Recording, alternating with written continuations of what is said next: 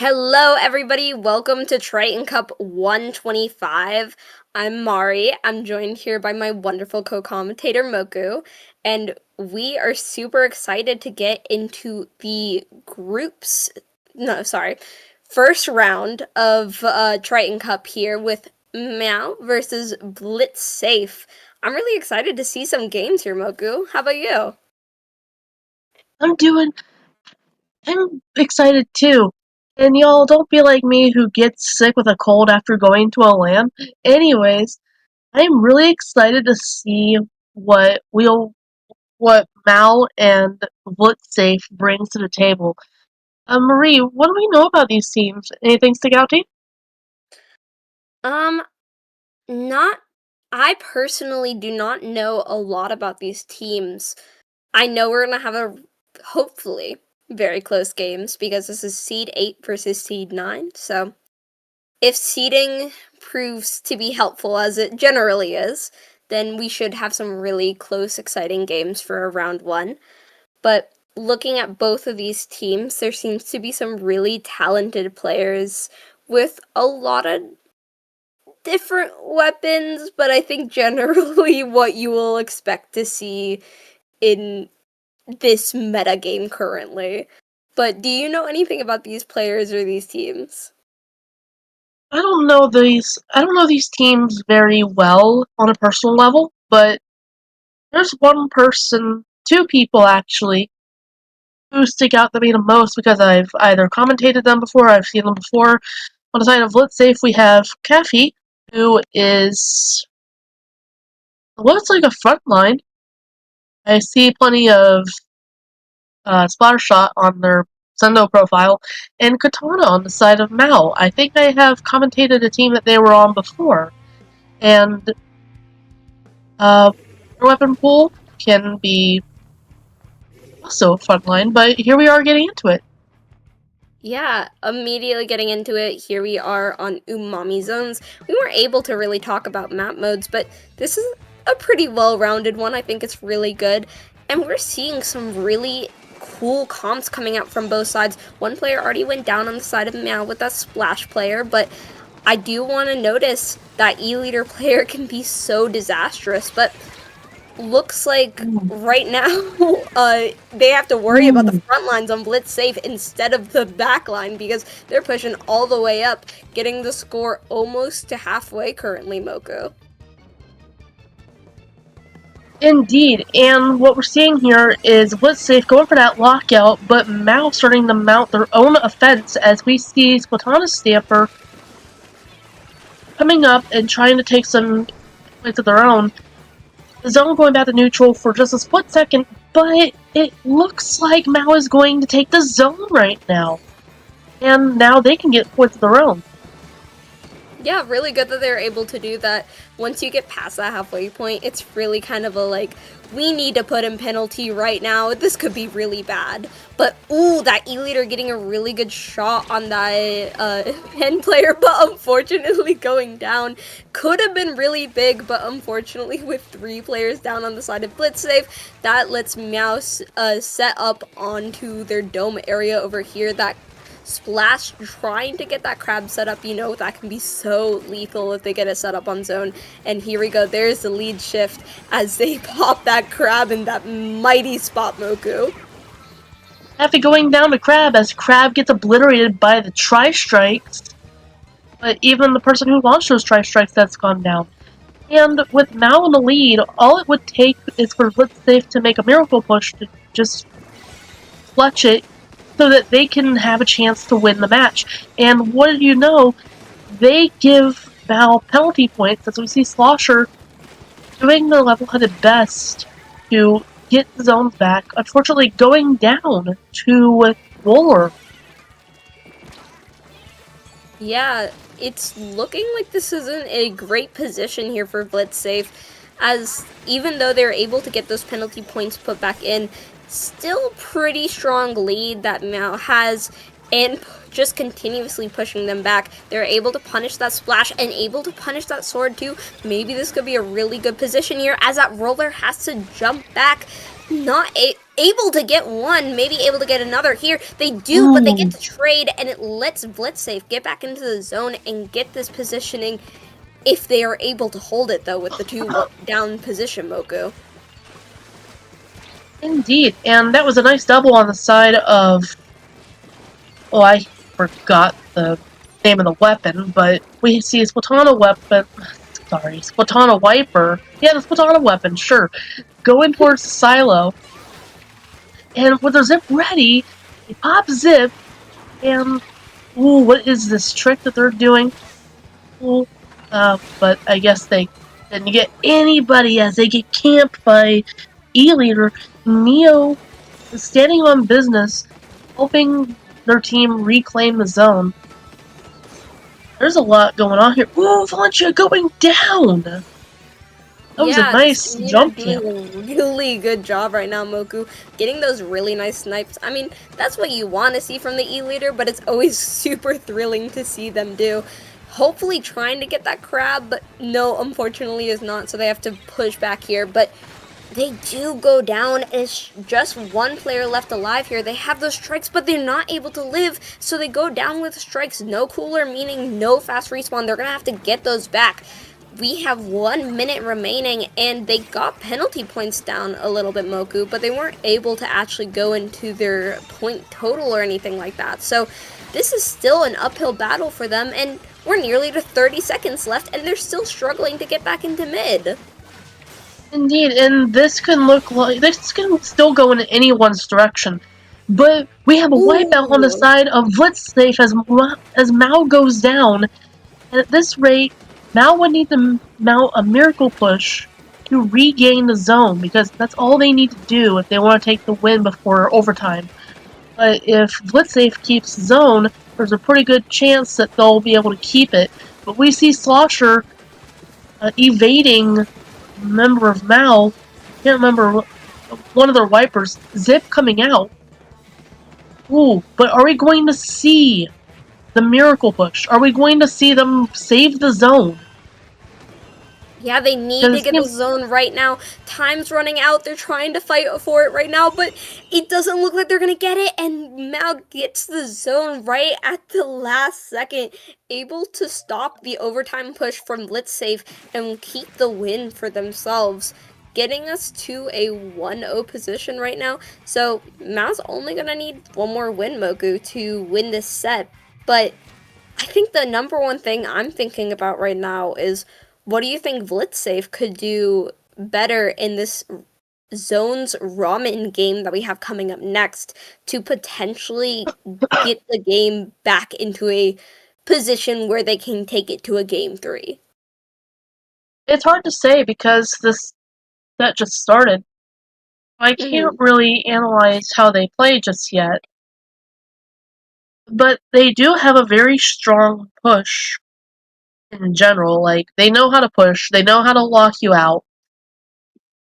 But what I have seen is that all it would take is for somebody to slip through the cracks, and those GG specials do come in handy too.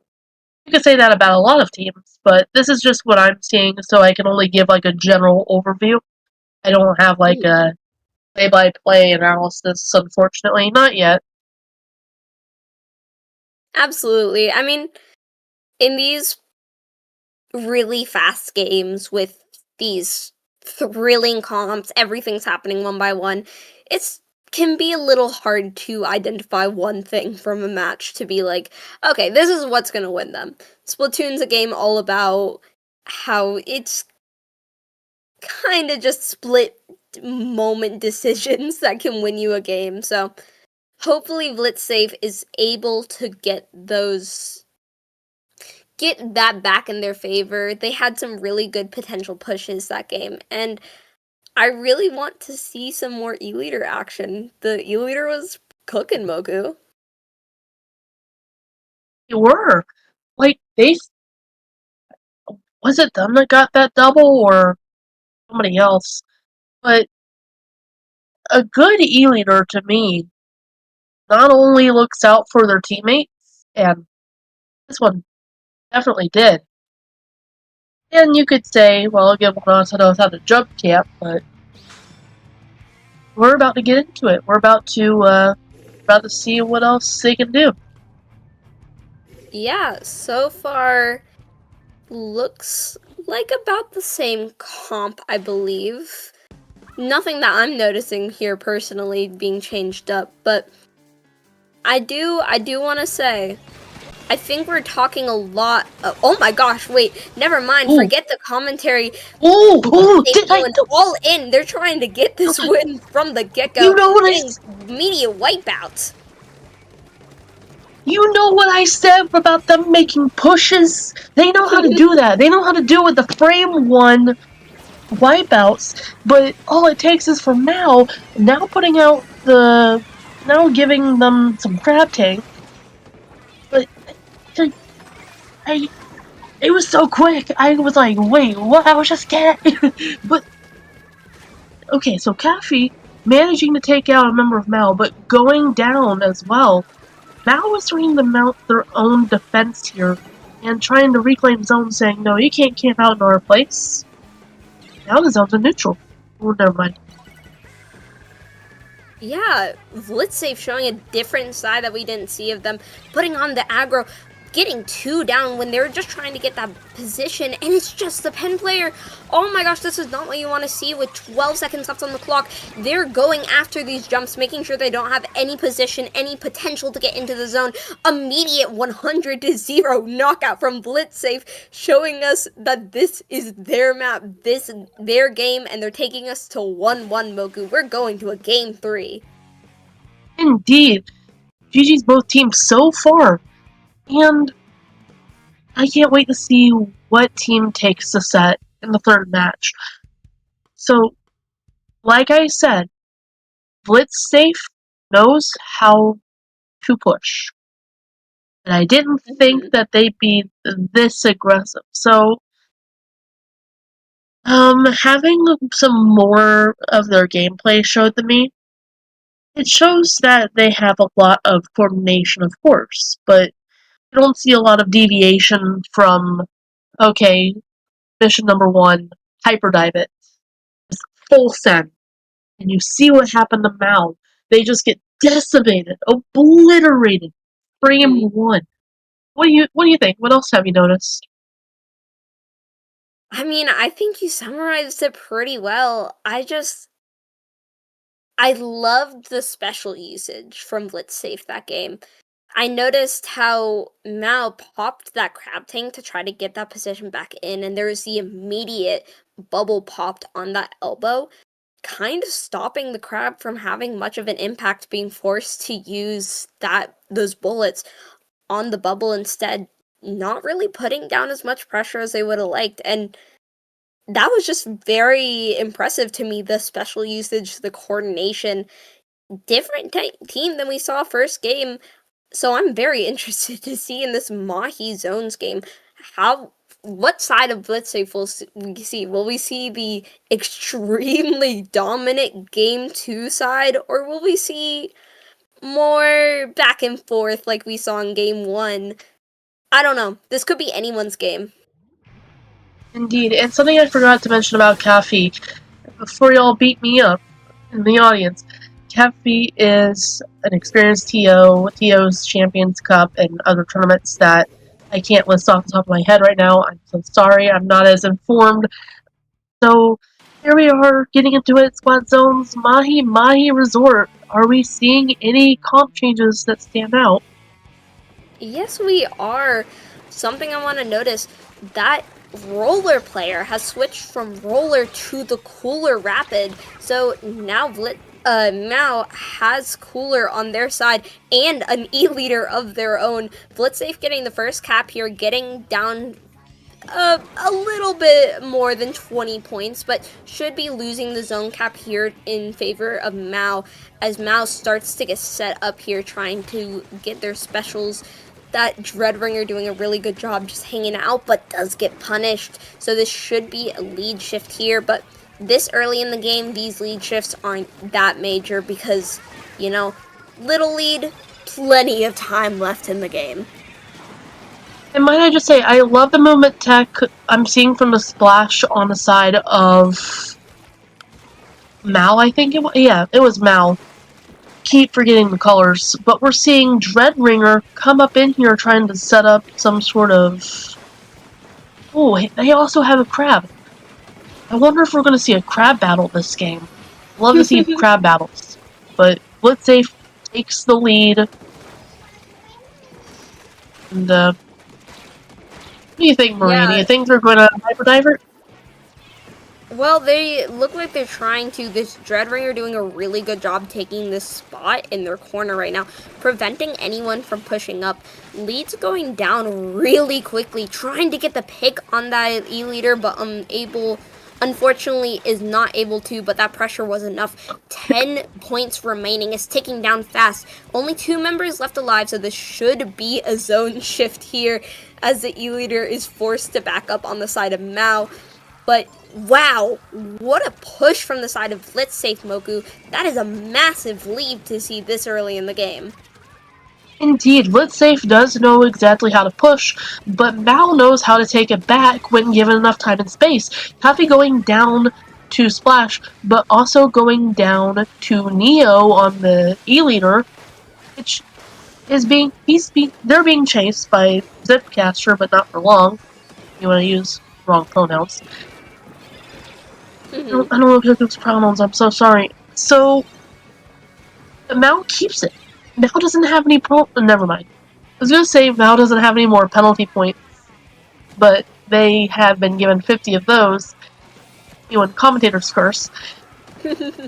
But this is a very nice placement for the cooler, and Mal has a good opportunity to come back for round 2. Yeah, getting Happy going just down. that decav left alive, trying to go for the zone. They are able to get that, which is a delayed wipe. Good position for them to be in. Like you said, 50 penalty points for Mao are left on the clock, but you know, that can go by in an instant. Unfortunately, one player goes down, but with that crab tank ready and raring to go to protect that zone, should be a lot of area and a lot of momentum for them to protect. But Ooh. unfortunately, going down to that Dreadringer, getting that good sloshes over the crab, and we are 3 down on the side of Mao, right when they were starting to feel some momentum. Minute and a half, so plenty of time left, Moku, but this is looking like it's going to be Blitzsafe's game here. Well, just as the one before, Leon's crab got turned into the crab boil, and we're seeing Mal starting to mount another defense. Like, they're going right back for the zone, not actually taking it, but they only have a couple ticks to do it, and this game belongs to Blitzsafe. GG's both teams. Yeah, really good from both sides. I have to say, even though Mao didn't take the win, they played very well, and I was really surprised to see that Rapid Cooler come out, and also the E-Leader matching Blitzsafe's E-Leader as well.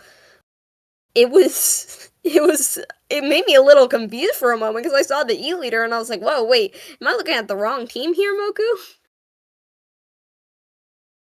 Honestly, there was so much going on that game, and you were right before to say that this would have been more back and forth than the Robo Ramen game. And this is because, in my humble opinion, Mahi Mahi Resort is much smaller and has a little bit more terrain to navigate. Yes, Mm-hmm. you've got terrain in Robo Ramen, but it's kind of more straightforward. You either have a choice to drop left, or you can just keep going right, or you could drop down from the right into a little into the flank area if you aim yourself right. Otherwise, you're just going off the map. But um, but with Mahi Mahi, you don't have much of a choice in what direction you go. Either way, you're just gonna end up right in mid, like frame 1. Like, you know what I mean? Even if you go to the left side, that's still kind of mid area. Yeah. Well, So, I'm sorry, but we're going to have to come back to that thought later. We're unfortunately going to take a really quick break so that Moku, both you and I can get a little bit of water before we get into our next really exciting sets. I appreciate that. Y'all drink water too, okay? Don't be like me!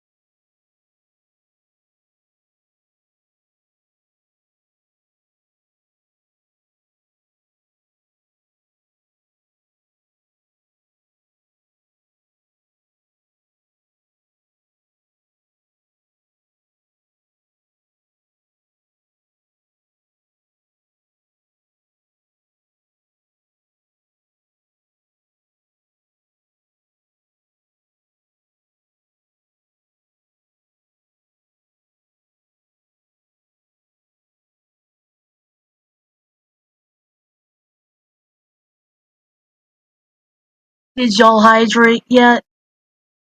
Did y'all hydrate like I said to? Welcome back to Triton-Cup 125. I'm joined here by the lovely Marie, and we're about to get into the next set, Afterlife versus Spooky, but no Spinner. Spooky Spinner, where is your spinner? Marie, what do you think? How are you doing? I'm doing well. So it's half of spooky spinner. So we got one word. We got spooky. We don't got spinner though. That There's half no is off spinner. doing something. Maybe depending on where they are in the world, maybe they're off frolicking in the snow. but I speak. Sorry. no worries. I'm very excited for this match. This is gonna be Seed 4 versus Seed 5. So, once again, close stuff like we saw last set. But, Moku, I believe you have commentated one of these teams before. I have. I keep seeing Spooky Spinner around here. And to be honest, every single time I see Spooky Spinner, I'm just like, yep, it's not a Triton-Cup or a paddling pool without them. And, to the other half of Spooky Spinner, I don't know what you're doing. Maybe you're frolicking in the snow, but allow me to give you some vibes in case you are. It's beginning to look a lot like Christmas. Don't let me sing. I'm a terrible singer. But seriously, Yeah, maybe I'm maybe hyper. don't let the person with the cold sing right now. Oh, I didn't even have a voice last Monday. I would have been up here like an old man, been all like, today we have Spooky Spinner. But here we are getting Chronicle into 9. Afterlife versus Spooky but no Spitter. Looking at these comps, these are about what I was expecting to see. I see we once again have a leader fight that we're going to see here. But what are your thoughts seeing these comps? Well, already we see one person on Afterlife going down as Platana Stamper makes sure that nobody goes through their hall, being like a hall monitor, unfortunately going down. And the zone stays in Afterlife's custody right now. And Inkmine going down. That's a very nice place for Inkmine. E-Leader taking care to guard that snipe, and that's a very nice position on E-Leader. And with the Wavebreaker too, diabolical. Yeah, some really good positionings we're seeing from these E-leaders right here. So now Spooky Spinner's trying to get back into zone, but we see that E-leader trying to put some pressure, but they do get forced back. 2 players down on the side of Afterlife. As these players are able to get back into the zone, they are coolered. We see we have a zip online, maybe more specials coming soon. So we're in pretty good spot for a push here, and there's not a ton of points on the board here, so we might see a lead shift here, Moku. Indeed, Spooky but no Spinner having a good hold on zone as killer whales come out. And we do see that lead switch. Afterlife is pretty quick about wanting to pick up that zone though. And I love the positioning. I love the movement on that Splatana Stamper. They were moving, unfortunately going down to Afterlife, which takes over the zone. Who takes over the zone? That triple splashdown is ready. I can only see mischief coming out of that one. One drop of ink, and they're always it's splashdown users, am I right? But ink burst bias is coming out. So is that a Booyah Bomb I'm seeing? Ooh, nice movement on this S blast. And one goes down to the triple splashdown. Yeah, really nice pick with that splashdown. Good positioning, like you were saying. We have some really good points being pushed here by Afterlife. So this is kind of a danger zone right now for Spooky but no Spinner. They need to get in here soon, but 2 down. They're not able to go for the zone, and the points are ticking down. And that is the game. Ooh. Afterlife takes game 1 in a pretty dominant fashion there, Moku. Indeed, Spooky but no Spinner had some good ideas, but unfortunately were overrun by Afterlife. But it's still anybody's game. It's next game Is anybody still? I'm not seeing anything glaring. I'm not seeing anything that really stands out aside from the fact that Spooky but no spinner. I don't know the other half of Spooky Spinner. I don't even know if half of them have been like taken out or something like that. Mhm. I'm, I'm not an expert on Spooky Spinner. I was gonna say Okay, something, but that would I have. thought you were our I think I resident lost it. expert. Yeah, I guess I'm just kind of having to put in more effort because I'm still kind of debuffed over here. So our next, I'm gonna say I don't know who's on Spooky Spinner on this. I don't know if it's like a pickup. I don't know if these are with friends that they play with at all. But I love how there's a different approach to Spooky but no Spinner here. Spooky Spinner to me. Oh, we see a DC here. 20 years, Ooh, yeah. 20 years, 20 years a Those month. I was gonna lobby say 20 years a DCs. month. $20 a month, folks. GG's. Best Nintendo game, multiplayer of the year. Uh, yeah, 20 Yeah, bucks a month. those 20 bucks a lobby year. DCs can always be so rough, but hopefully they'll be able to get back into it really quickly. And we got a little bit of a taste there for what comps we're gonna see. And for me, it seemed like the same sort of things that we've seen already.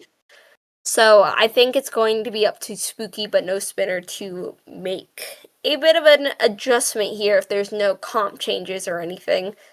Probably like a play style adjustment, so to say.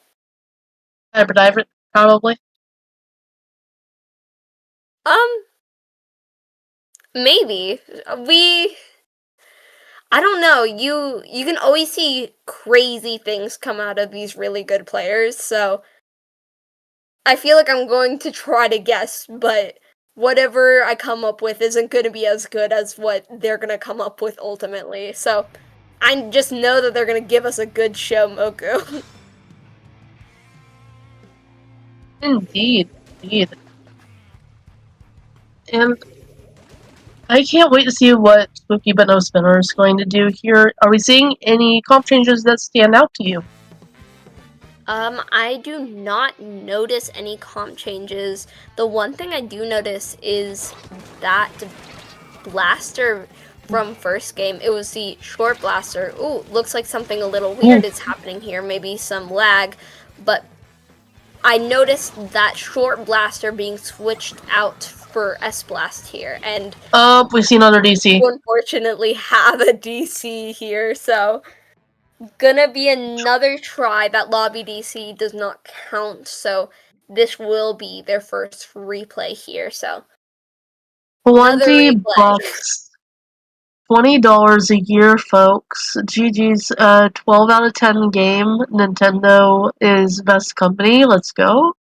But for real, did you notice anything else in that first few seconds of the next try? Or It's it's hard because I want to give my ideas out, but when you have one player who's kind of just standing still, it's kind of hard to have team play and fighting. So definitely puts a little bit of a damper in there, but hopefully we will have them rejoin in a second, probably resetting their router right now or something. Whatever they can do to improve the internet connection, and hopefully we will get back into it in a few seconds here, Moku. But what about you? Do you have any ideas? well, I know that both teams like to rush out there. I saw that Afterlife was starting to dominate, but then they lost one of theirs, or maybe it was Spooky but no spinner that lost theirs. I've been kind of confused between names and colors like that lately, but that's what it looked like to me. Is that both of them are going for a hyperdive, and they just kind of clash in the middle. And I think somebody might have flanked the other team's router, and it wasn't me this time because even though us Ink Rush mains are kind of mischievous, we like to flank. They Mm-hmm. went in there flank each other's routers, Except I do know a few people's routers I would. They'd be like, "Oh no, why did you disconnect?" Me with the router shape, uh, me with the router in The my router bag. shaped Moku. Yes. Now I'm just imagining me as a square. But yeah, here we are. We're back in this game. So try number 3, third time's the charm, Moku. Hopefully we will get no DCs or anything, and we're seeing immediate action over here. No standing still for us. We're just getting action after Ooh, action. 2 players go down indeed. on Afterlife, Ooh. as Afterlife is still holding the zone, but hopefully Spooky but no Spinner will be able to get into the zone here with the picks that they have gotten and be able to get this cap soon. Ooh. They're all As one going player does go down. down. They're all going down. The E-Leader as halfway point makes it so that there's less water on the battlefield. And like I was saying earlier, both teams were going for that hyperdrive, clashing in the middle. And with the size disadvantage on Afterlife right now, as one of them goes down, I do not know how to pronounce your name. I'm so sorry. I do not know my Japanese. Platana Stamper keeping space, standing on business as Spooky but no Spinner taking the lead here, but Afterlife is mounting another defense and another push as Booyah Bomb comes out and helps to secure zone, or at least put it in neutral. And all they need with that Yeah. E-Leader shot. Yeah, this sword doing a really good job here. Ooh. Manages to stop Afterlife from coming back into the zone. They got that cap, which puts those penalty points into place, but that is going to be all they get for the moment until they're able to come back in and maybe get another shot at this. But right now, this is looking like a really good hold for Spooky but no Spinner Moku. As one player has gone down, there's two specials, pardon me, online for the side of Afterlife, but penalty points are out. We're at 30 points remaining. This is looking good for Spooky but no Spinner. This is a very good position on Platana Stamper. Mondi going down, Zen had gone down earlier, and their 52 gal also goes down. And, ooh, yeah, Spooky but no Spinner is standing on business, but Afterlife is putting down the paint. And we see them taking this match. I just want to say, Splatana Stamper, I keep missing their username, but they were ledge guarding like it was Smash Bros. Like, what's your main? What's your main in Smash Bros? Okay, let me read the name. I know it wasn't Rusty on the Splatana Stamper, so it had to have been the other person's. Me and my level of deduction are kind of rusty myself, you know? I need to do better. No, you are doing fine. Me when I hinder player branding?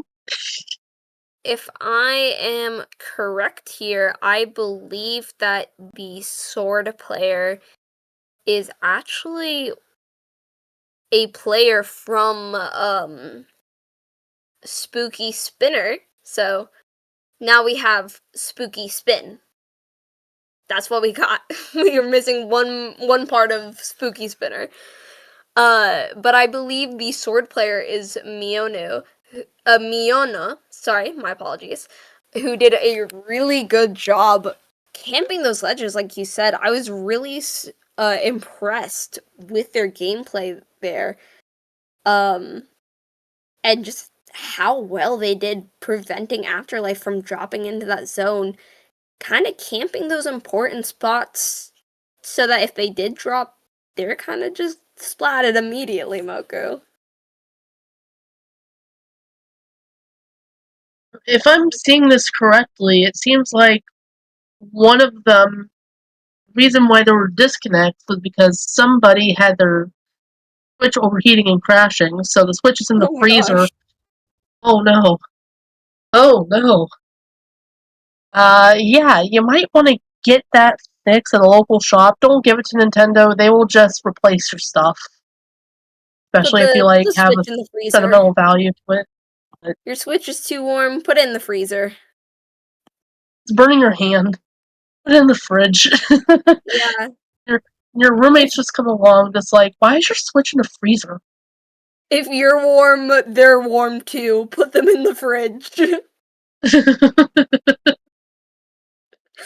Um, but really good showing from Spooky but no spinner.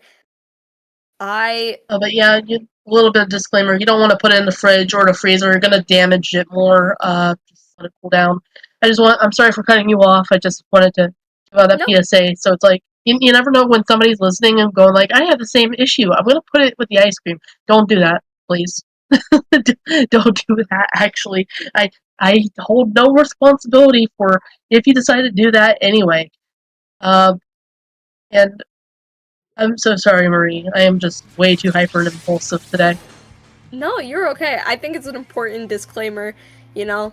We don't want anyone's switches to get broken or anything like that, but we are in this game and I see a shift from Afterlife going back to that other blaster rather than that S Blast. Hopefully, maybe that splashdown is going to give them a little bit more momentum, a little bit more paint, something like that. I don't know. But their decision, so let's see how this will play out for them, Moku, as this game has already started and 2 players are down on the side of Spooky but no spinner. 52 Gal already making this flank and getting caught by S Blast. Hero Rusty coming out here, getting Mondi mid run over here, but E-Leader standing on business as per usual, watching over at the right, getting that shot on Cheat. Oh my gosh. Ooh. This E-Leader doing some really good work as we are way past the halfway point here, and we're starting to get into knockout territory, and all the members of Spooky But No Spinner are stuck in their base right now. They're coolered, but we have 15 seconds left on the clock for them to do something to get into this zone, but it looks like this Stamper knows exactly what to do, trying to get into that zone, trying to get this momentum, but they're not able to put the paint down, and the zone does not get capped despite those picks, so Afterlife taking that game after. I think that was a 100-0 Mogu. I'm a little bit shocked by how Indeed. quick that game went. GG's both teams, and something I want to point out is I liked Miyono's idea. I saw the vision. And I think what happened was that not only was there not a lot of time left, but the rest of the team was kind of being held up by Afterlife. So that's exactly what I would do as an ink brush player. I would go out I would go on the mid, try to set something up, and that was a good kill that Miyono was able to do. Unfortunately, the setup kind of came late into the match. And honestly, I can't blame them because Afterlife was just pedal to the metal, frame one, and yeah, but I saw the vision. I want to say I respect it. So, what do you think, Marie? What else did you notice? I think it was just a really good showing by both teams, but Afterlife, I think they knew what they did wrong game 2, so they just had a game plan and they came into it and they executed it and just won them the game. That Yeah, was my thoughts at least, but really good showing by both teams. I really liked the E-Leader. I'm noticing we're seeing a lot of E-Leader today, Moku. This set and our last set has had E-Leader and also like E-Leader on both sides with that E-Leader battle. we're seeing E-Leader come back to meta, aren't we? Come on, ink brush mains. A little bit. Come on, ink brush. Can I hear it from my ink brush mains in the chat? Like in the audience right now? I don't know if there's any ink brush mains out there, but like we have to I don't know. I don't know what we have to do. We have to keep up with the E-leaders. We gotta keep up with all the range. First order of business, flank the routers. I'm just kidding. Well, we are going to go to a real quick, very short break. Not a lot of time, just a little bit of time for us to get some pronunciation tips, making sure that we pronounce our next set's names correctly. But we will be back in a few.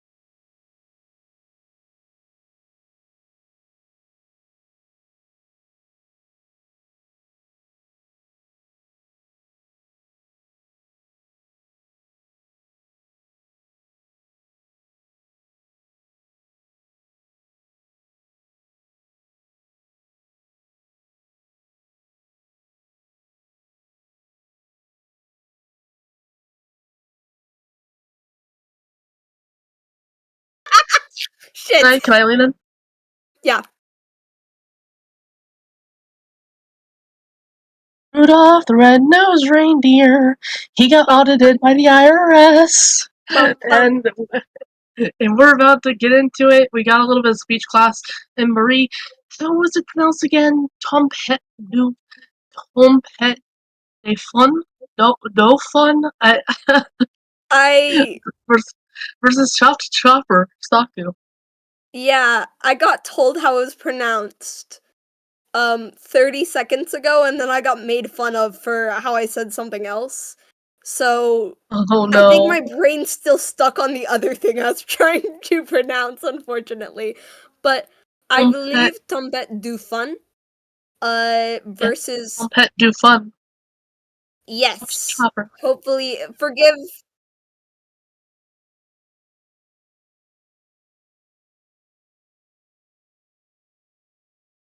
Okay, so Oh wow, they've already gone they up have without played us? 2 matches without us already.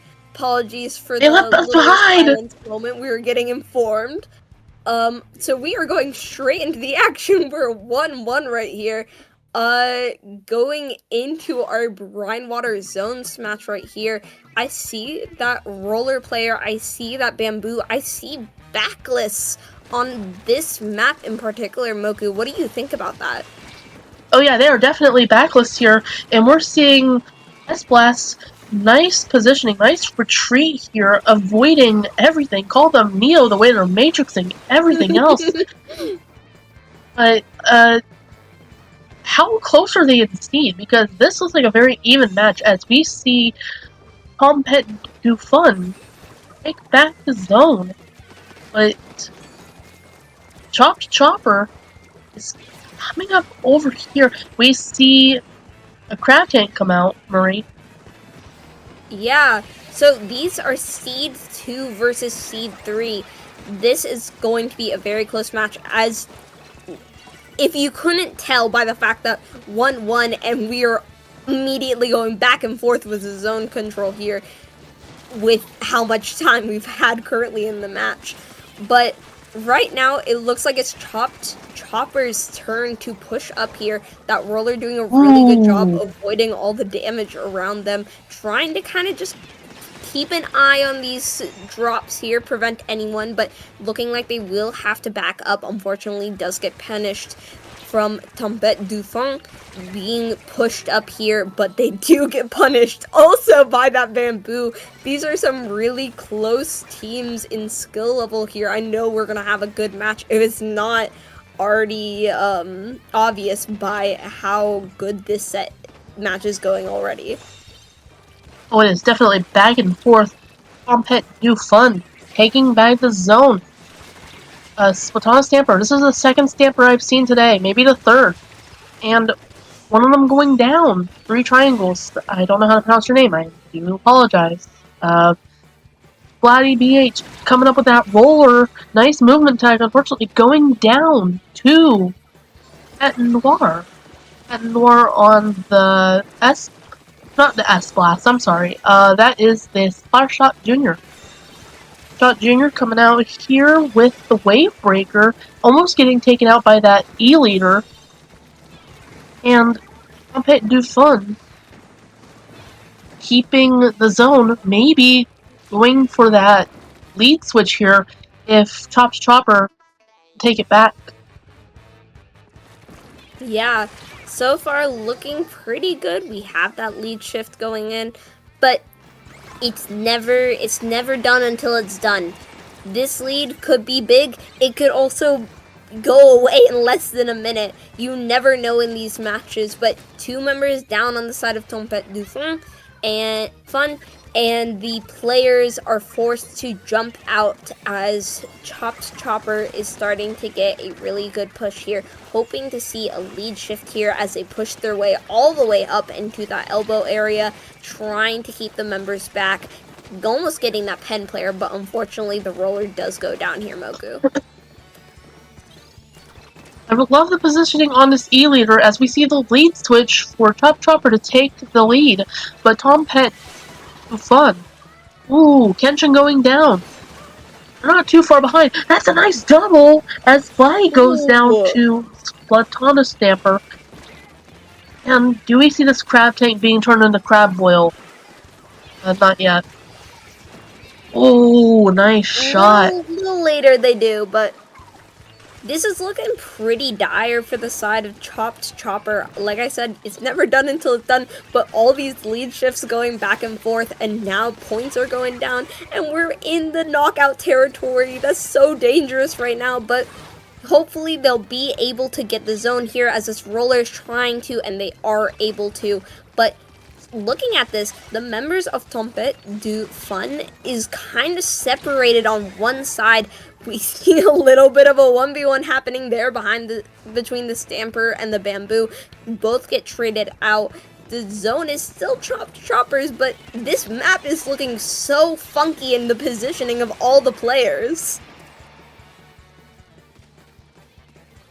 And being taken out by a pencil from their snipe on the side of Tompet Du Fun. Body going down, and we're seeing the pencil front line. We are seeing Tompet Du Fun mount their own defense, trying to go and full send it as Triple Triangles goes down. I don't know if that's how you pronounce your name. I do apologize. Me when I don't know player branding. But this game belongs to Tompet Du Fun. Yeah, that was a really back and forth game. I mean, we were expecting it. The close seeding, the fact that the set was already 1-1 when we came into it. But really good stuff on both sides. And I'm really excited to see what's going to happen next on our next map, which is not TC shipshape. That would have been fun, but we are actually going to Zones shipshape instead. So what are you kind of thinking about this? I'm a little bit worried for Chopped Chopper because knowing their backlist comp, I feel like that can kind of struggle on a long, stretched out map like this, Moku. That will pose a bit of a challenge. If you're not going to have a back in your comp, if you're not going to have an anchor, if you're not going to have a back line in your comp, then you're going to have to focus on full sending it right away. You can't just stick around and paint zone and be like, I'm going to paint for my special over here. I mean, I guess you can. You can if you want. You can have somebody with a GG special be like, okay, you with the tri-strikes, for example, you can, if you could paint up over here, build your special, take zone. But otherwise, you're going to want to full send it, like, frame one if you don't have a backline. But then again, if the other team has a backline as well, you don't want to full send it too hard. Be tactical with it. Like, don't take my words for, like, gospel over here. But speaking of frontlining and full sending it, we see Chopped Chopper getting there, but getting scattered by Tompet Du Fun, and already Crab Tank coming out, but getting crushed by that roller. Splatty standing on business with the roller, and heading over to zone. Chopped Chopper takes it back, but not for long, as Tompet Du Fun takes it back for himself, and they just clashed, and now they're at a size disadvantage. Chopped Chopper having the opportunity to take that zone back and launch their own defense here. What are you seeing here now? This is looking really good pick from the sword, but even better pick from the teammates of Chop Chopper being able to get the punish immediately. We're seeing some really good positioning here. I'm really liking what I'm seeing. Two players do go down, and this Zip's kind of getting stuck in the corner, but that is a zone cap for Tompet Du Fun, and it's looking like the members of Chop Chopper are going to have to get back together, but no, they're back at the zone. Like you were talking about, when you're playing these backlist comps, you kind of gotta go, non-stop action. And that's what the members of Chop Chopper are able to do here, trying to get that crab set up in that really strong position here, and getting one with that S-Blast, pressuring the other one who's in pit right there, and also trying to pressure that pen, getting the splat. huge for them right now. And they do go down, but having that pen down and respawning right now, that's a delayed wipe. And they don't have any penalty points, Moku. This could be a really big push for them unless something crazy happens. Indeed, and in situations like these where you'll want to pay attention to the game state, and we're seeing 52 gal, not 52 gal, I'm so sorry, that is still a splatter shot junior me when I don't know my weaponry. Nice sharking, but unfortunately going down to Adel, or Adel, or I don't know how to pronounce your name, I'm so sorry, but that is... That match goes to Chop Chopper, and y'all, we are going to Game 5. Give it up for Game 5! Woo! That was not exactly what I was expecting. They definitely proved me wrong about my take on backlist comps on that map, showing how capable they are. And I don't know. I don't know what to think going into this Zones Mako match coming up next, Mogu. Do you have any thoughts while I get my thoughts together?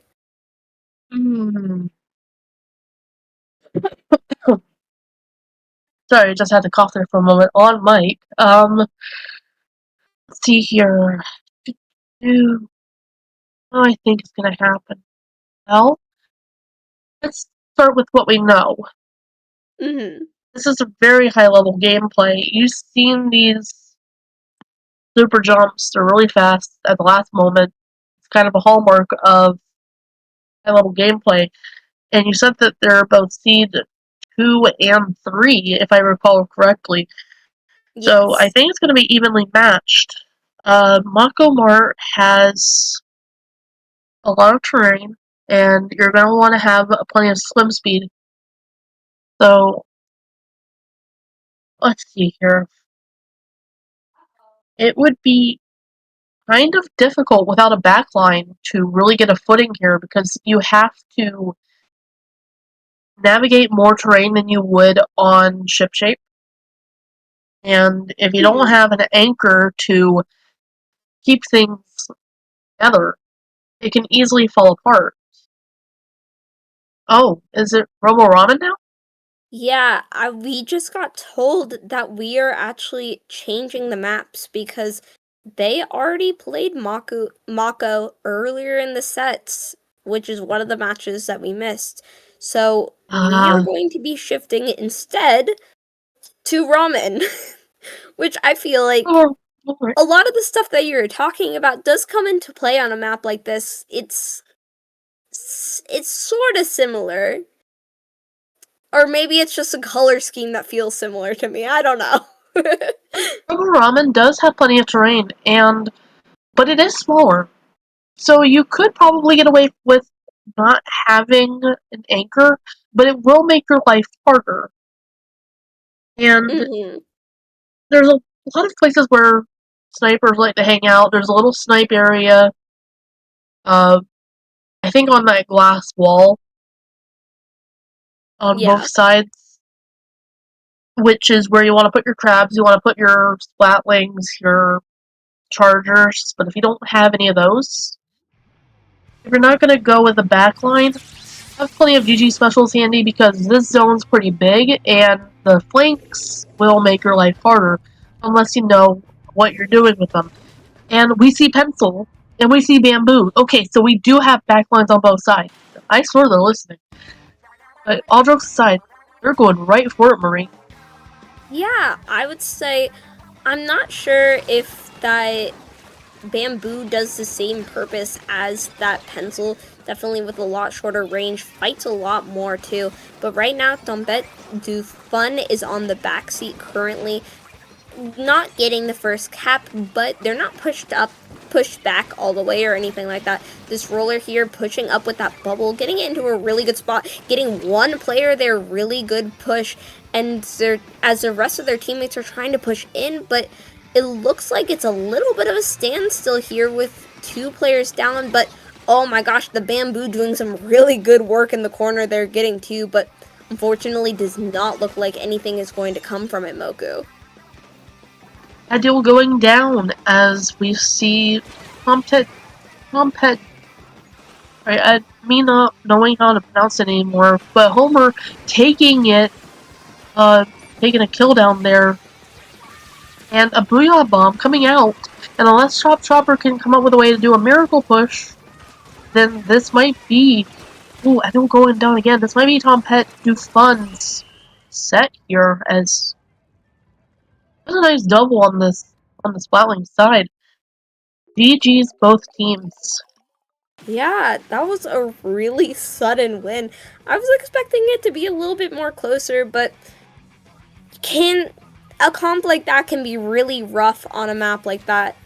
Even even when you're playing a good, because I think ultimately they're also playing really good opponents. So it just evens out the playing field a little bit. So Tombet Dufun is going to be moving on to our winners finals, I believe here. Yes, they are. They're going to be facing Seed 1 next, while Chopper is going to be sent down to losers, where they will be able to fight their way up, trying to get back. Hopefully, we will not be seeing them again, most likely, but hopefully our next commentators will be able to see them again, or something like that. Yeah. Anybody can come up for the losers bracket. It's a long journey, but I've seen some pretty good comebacks from the losers bracket before. Yeah, absolutely. And now we're going to take a really quick break before we go to our winners finals. Get a little bit of water before we get really hyped for our next set.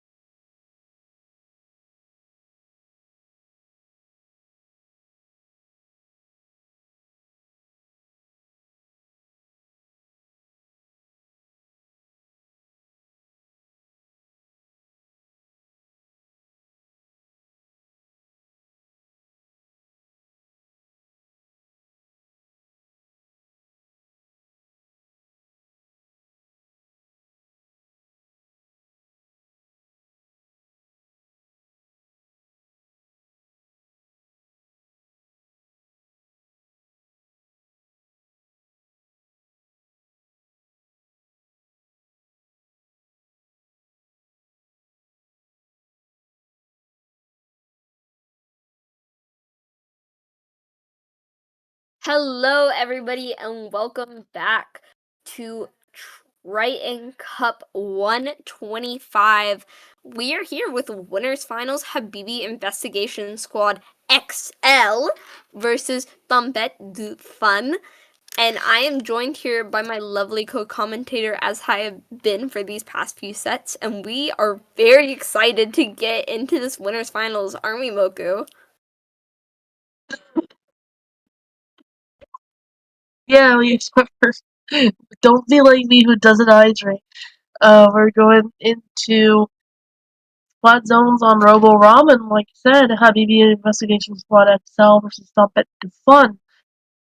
I think I have also commentated, you and we've commentated Habibi Investigation Squad before, haven't we? I believe we have. Either we've commentated them together or we've commentated them separately. They are a familiar face for the Triton-Cup viewers. And we are I getting recognize straight Punchy. into it, too. I recognize Punchy from Habibi Investigation Squad. Yeah, Punchy is, from what I've seen, really goes in full Senzu, like frame one, and we'll see if they bring that same performance to Winners Bracket. Yeah, Winners Bracket we're seeing Finals. some very different things here. Tombet du Fun playing a drastically different comp than we saw already. Doesn't look like it's paying off for them, though, as 3 players go down. Another one goes down, so that is Ooh! a wipeout for them. Going as the members of Habibi Investigation Squad XL are pushing all the way up into their elbow. Already 25 points through. What a drastic start for Habibi Investigation Squad, getting straight into this winners finals. But it looks like Tombet du Fun is able to push back in here, potentially. They just need to get that zone cap, too. And I saw that Kraken come out on Pat Moore's side, but failing to do much and getting taken down. And Crab Tank getting turned into Crab Boil by Felty on the pencil. And Penn is, I love their position. They can take the zone from here. And Marie, this is some high level gameplay like we've been seeing for the past 2 sets. Comet's Octobrush not doing any like Kraken shenanigans. Kraken shenanigans have been shut down, but Zipcaster shenanigans are in full swing here, Marie. Yeah, all the shenanigans are going. Zipcaster shenanigans are in. Crab shenanigans are out. No crabs allowed here when the Zipcaster is around. Players are pushing up this sword, doing a really good job pushing in. That hammer too, getting one player, pushing them all the way back as that Kraken comes out, trying to prevent any players from going in, as that is a Gal player does unfortunately get taken down by, I believe, the Pen player, but this should be a zone switch in 2 seconds once all the members of Habibi Investigation Squad XL get in with all the chaos that is happening with that Zipcaster bucket over there. Something we don't frequently see, Moku. Indeed, 52 Gal getting that flank on Felty and avoiding that Ultra Stamp getting thrown. And Mini Splatling going down. I can't remember how to pronounce her name. I do apologize. Homer coming in with that burst bomb. I love how it's just called bomb balloon in French. Tombet du Fun getting their footing back as they're fighting to keep their lead. But Habibi Investigation Squad still has 35 ticks to figure it out before they whittle down their penalty points. Zipcaster coming out and loving the movement tech, but not doing much with it except to maybe distract the other team. Well, sometimes that's all you need, getting that distraction, preventing them, getting those time ticks down to let the zone keep going through penalty points. Fortunately, probably going to be a zone switch here as 2 players go down for Tombet du Fun, and another one goes down too right as they get a trade out there. All the members are pushed back pretty far back onto their spawn, but with a cooler coming out, I do not think they're going to be pushed back for too long. Hammer comes out too. One player does go down, that Mini, but another player going down on Habibi Investigation Squad. We see that Kraken online, so immediate zone switch, and here we go pushing back up. Tombet Dufun does not waste any time getting pushed into these really strong positions, and that's what won them this last set, and let's see if it will keep getting them this lead, maintaining this position, as we have 1 minute left in this game currently, Moku. I just saw Punchy going down and Homer getting flatted by Pencil and Ultra Stamp getting cancelled. Tombet Dufun has the lead here, and they just have to keep it if they want to.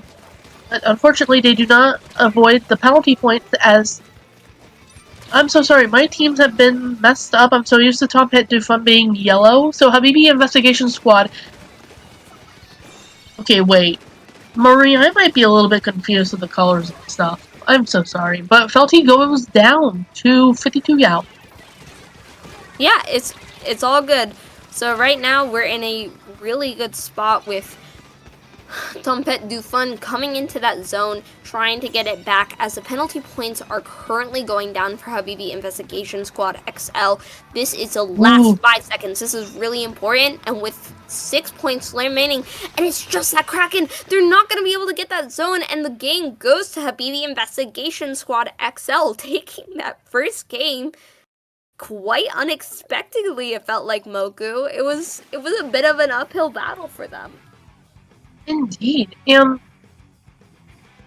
yeah, you're absolutely right here. It was an uphill battle for both teams, and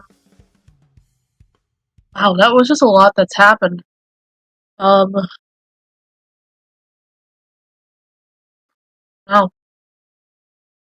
I have to get my thoughts after that. Showing by both teams. I think something I noticed was the level of team play that came out of Habibi Investigation Squad. I really there was a bit of a moment there where the Octobrush player managed to get behind them, but there was only 8 ticks left before Tombet Dufun managed to knock out, and I just noticed how the pen kept focusing zone and trusted their teammates to deal with the Octobrush, knowing that their job was to get the zone. I just thought that was such good team play, and that moment in particular just exemplified the team play that I saw that whole set. But we're going to a map that we have seen this whole tournament so far. We love it. We also sometimes hate it. Mahi zones. And I have a lot of thoughts here, Moku, but going into the set, quick, what are your thoughts? It's going to be back and forth. It's going to be just tug of war. It's going to be a lot. They're going to clash in mid, and I'm going to barely keep up with it. But what is this? We're seeing them both come in the mid, one of them going down, frame 1, and Tombet Dufun taking the zone, frame 1. Nice shark on the side of 52 Yao. Crab coming out, but not doing much. And Habibi Investigation Squad taking the zone for themselves, 2 going down on Tombet Dufun's side. And we're seeing the lead switch here. Yeah, this is a really good spot for them to be. We see that splash going up to the snipe area. What a powerful crab position as they manage to get one, get chip on another, maybe get that last, but unfortunately is not able to. 2 members go down, but I think that crab did a lot of good work pushing them back, as this splash even has a little shark right there getting one and then getting the trade. We are already at 37 points remaining, and Tombet Dufun is 2 players down, being forced to put a bubble in that corner, not even in zone. This is looking really disastrous, Moku. Indeed, we're seeing a lot happening, like I said. One of them going down to a splatling, and the game state is looking a little bit neutral right now, as size disadvantage was sizes kind of look the same, but we're seeing a wipeout! We see a wipeout on the side of a BB Investigation Squad, Marie! Oh my gosh, that's really what they need, but I'm worried. We still have a lot of time. But considering the 10 points remaining score, that can be really bad for them in this long-term game. But hopefully they are able to get this position. 2 players down. So right now, it looks like Habibi Investigation Squad is able to take back the zone with just the pen player alive. They do manage to get the jump out, and they have Cooler. So, you know what? They got those 50 points down. They got a little bit of penalty, but I think in the end, all good. Even though the pen unfortunately does go down in that pen battle right there. And I want to say as Patent Noir goes down. Up until this point, it was purple as far as the eye could see. Tompet do fun having the map control, but getting it taken from by Habibi Investigation Squad as they're dead set on keeping this lead, but Tompet do fun giving them back their penalty points and Toxic Mist, making it so that Pencil has to jump back. The cooler's ready again, and yup, like we're seeing, Tompet do fun. It's purple as far as the eye can see. Yeah, right now it doesn't seem like One is able to get a really good standing here. They managed to get that pushback in, but immediately wipe out like we saw. But look at this mini getting that was almost a triple! Including the pen. Could have been really big, but unfortunately that gal managed to get that wall immediately down. 2 players go down and the zone is back in control. Delayed wipeout. We are in danger zone right now, Moku. 5 points of penalty left and 10 points overall remaining, and now we're through penalty points. We are going down, and there's no players left alive to paint the zone. This is Habibi Investigation Squad game as they take the set to 2-0, Moku. Indeed, and with how fast it snowballed, you are right out calling it the danger zone. And I have to fight it. You know what? Screw it. Run into no, I'm not gonna sing that song. I'm not gonna sing right into the danger zone. My voice can't get up there. I'm so sorry, people at home. I'll sing later, but we'll have to look forward to it next time. The danger zone. But seriously, it's still early in the match. It's still early in the match. It's still early in the set. There's still a chance for Tompet to do fun, to surprise us. And honestly, they've done a pretty good job before. They have been doing a good job now, but you know, we can't write them off. I'm pretty sure Habibi Investigation Squad's looking over there going like, what is this? And I'm over here like, let them cook. Pet Do Fun is cooking. Like, from what I've noticed, from what they've been doing thus far in this tournament, just seem to be very observant of what the other team is doing. And once they know what you're doing, they'll use it against you. They just haven't found out Habibi Investigation Squad's cooking yet, you know? Maybe they have. Maybe that's what they want us to think. So there is a bit of confusion here. It looks like the set has been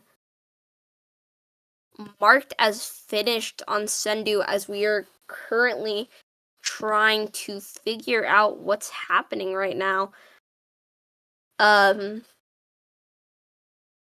But that potentially might be it for us for the moment. But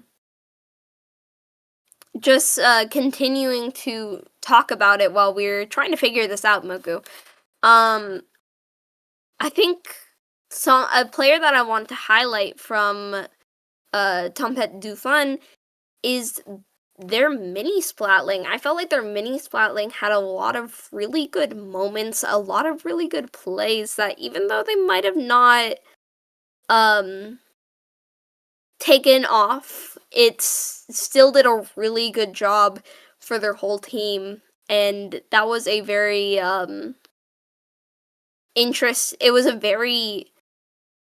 it was a joy to see that mini Splatling gameplay, as I feel like that's not something we see super often. I see, yeah.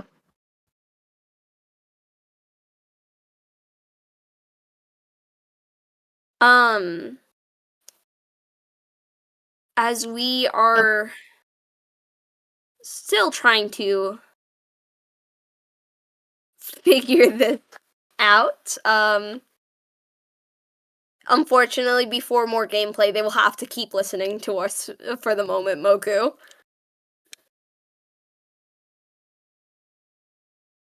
Um, Indeed. So, the fitness gram pacer test is a multi-stage aerobic capacity test that slowly gets faster as it continues. No, but seriously, just seeing stuff right here. Let's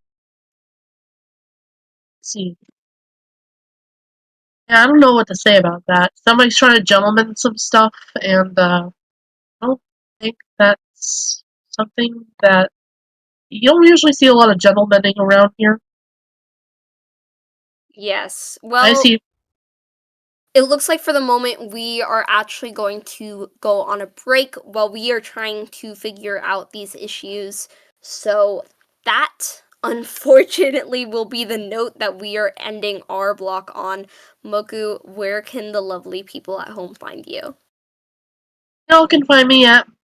I'm usually Moku everywhere on Discord, but I have Blue Sky, and it's Moku draws 1020.bsky.social. And what about you, Marie? Where can the lovely people find you? The lovely people at home can find me at Mari Time with two eyes after the R. As you can see on the bottom of your screen right there, you can find both of us at those addresses. I think you can find some very cool things from both of us, considering both of us were recently at Anarchy Nova.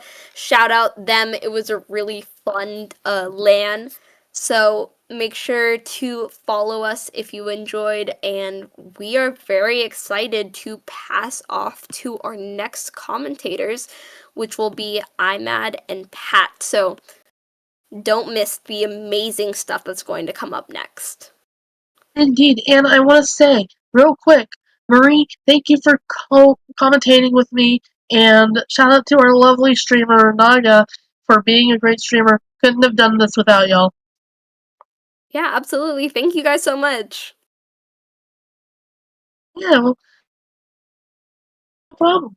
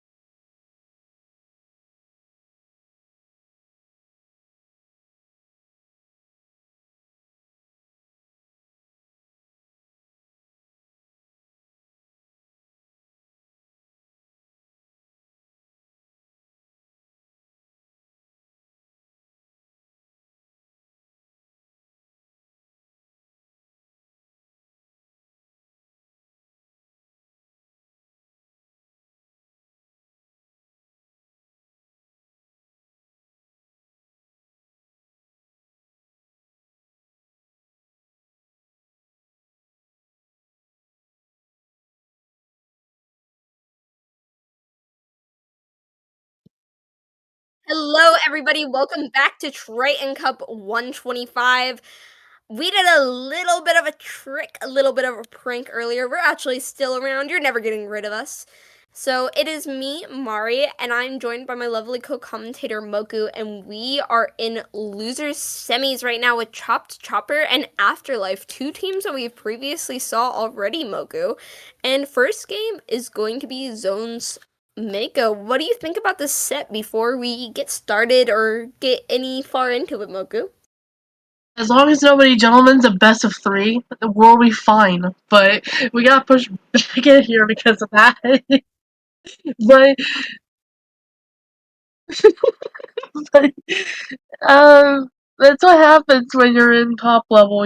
Sometimes you want to gentleman things and ask your local TO if that's okay before you end up doing that. But what I think about this, we're going to see Chop Chopper versus Afterlife on Mako Mart, like you said.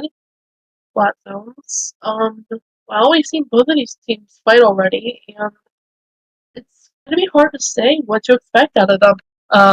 Down their losers bracket. Yeah, I looking I'm looking at these teams. I'm looking at these players. I'm having a little bit of a PTSD moment to an earlier set, a little bit of a flashback, if you will. Um, Chopped Chopper is all backless. Am I correct? They have bamboo.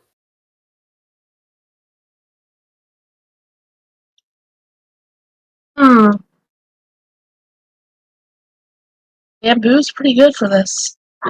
Sorry, I am not hydrated, so it's like I'm just over here sounding like an old man. It's been a little crazy on the production side over here and the TO side, but we're getting it all together. We're making sure everything is working out so that we can have a entertaining and fun losers semis for you guys. And I like you said, I think the bamboo will be really good on this map. We already know that these are some really talented players. We've seen both teams. I know that Afterlife has a more traditional comp, something that we're more used to. So it'll be very similar to a earlier match that we saw when we first saw Chopped Chopper, seeing a backless comp against a more traditional comp. But this time we will have some more crazy matches because this is counterpick territory, Moku. So the options for what could be picked and what will be played is a little bit crazier after we get past this zone's Mako game. Indeed. I wonder if we'll end up having a return to Robo Ramen. You know what we don't see with spot zones? We never see any Eel Tail Alley. I know Eel Tail Alley is a cursed map pick, but hear me out. I want to see some top level players fight on Eel Tail, but um, there's not much more I can say about it because I've already seen these teams fight, and I want to do. I do want to see how they fight against each other, and Mm-hmm. because now the stakes are even higher. They've both been eliminated Mm-hmm. once, Yes. so I think yeah. you cut out a little bit there, Moku. I'm sorry, can you repeat that? I'm sorry, no, I'm not focused. No worries. I completely agree with what you're saying. This is a set that I do like to see. I earlier when we saw Afterlife, it was a 2-1 set. So we got a game 3 and then with Chopped Chopper, we had a 2-3 set. So these when we have seen both of these teams has been really close and it was seed 4 versus 5 when we saw Afterlife, seed 4 is Afterlife, and seed 3 is Chops Chopper. So seed 3 versus seed 4. Just like we saw earlier, we can expect really close matches once again. Really excited for what we're going to see here. If we will soon get into it. Looks like there's a little bit of a hiccup happening right now. That's causing us to take a little bit of time before we get into our next match here. But that Speedrun gives getting us some just water. more time to keep yapping, Moku. Can I speedrun getting some water, please? Yes. I'm a speedrun. Y'all in the audience.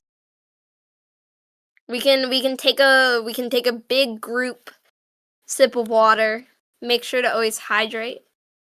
I don't know where you guys are from, but here in the States for me, it is currently very snowy and very cold. And I know that sometimes that cold air can be a little bit harsh on my lungs, so remember to always hydrate. No matter what climate or what part of the world you're in, it's always a very important thing to do, period. But I'm sure you're getting very tired of me talking about water. But it's I'm thinking about the comps that we're going to see. We have a little bit of potential for various different things here for Afterlife, because Afterlife has 5 players, including so 5 players, so meaning one player will have to sit on the bench, and we will have various different comps.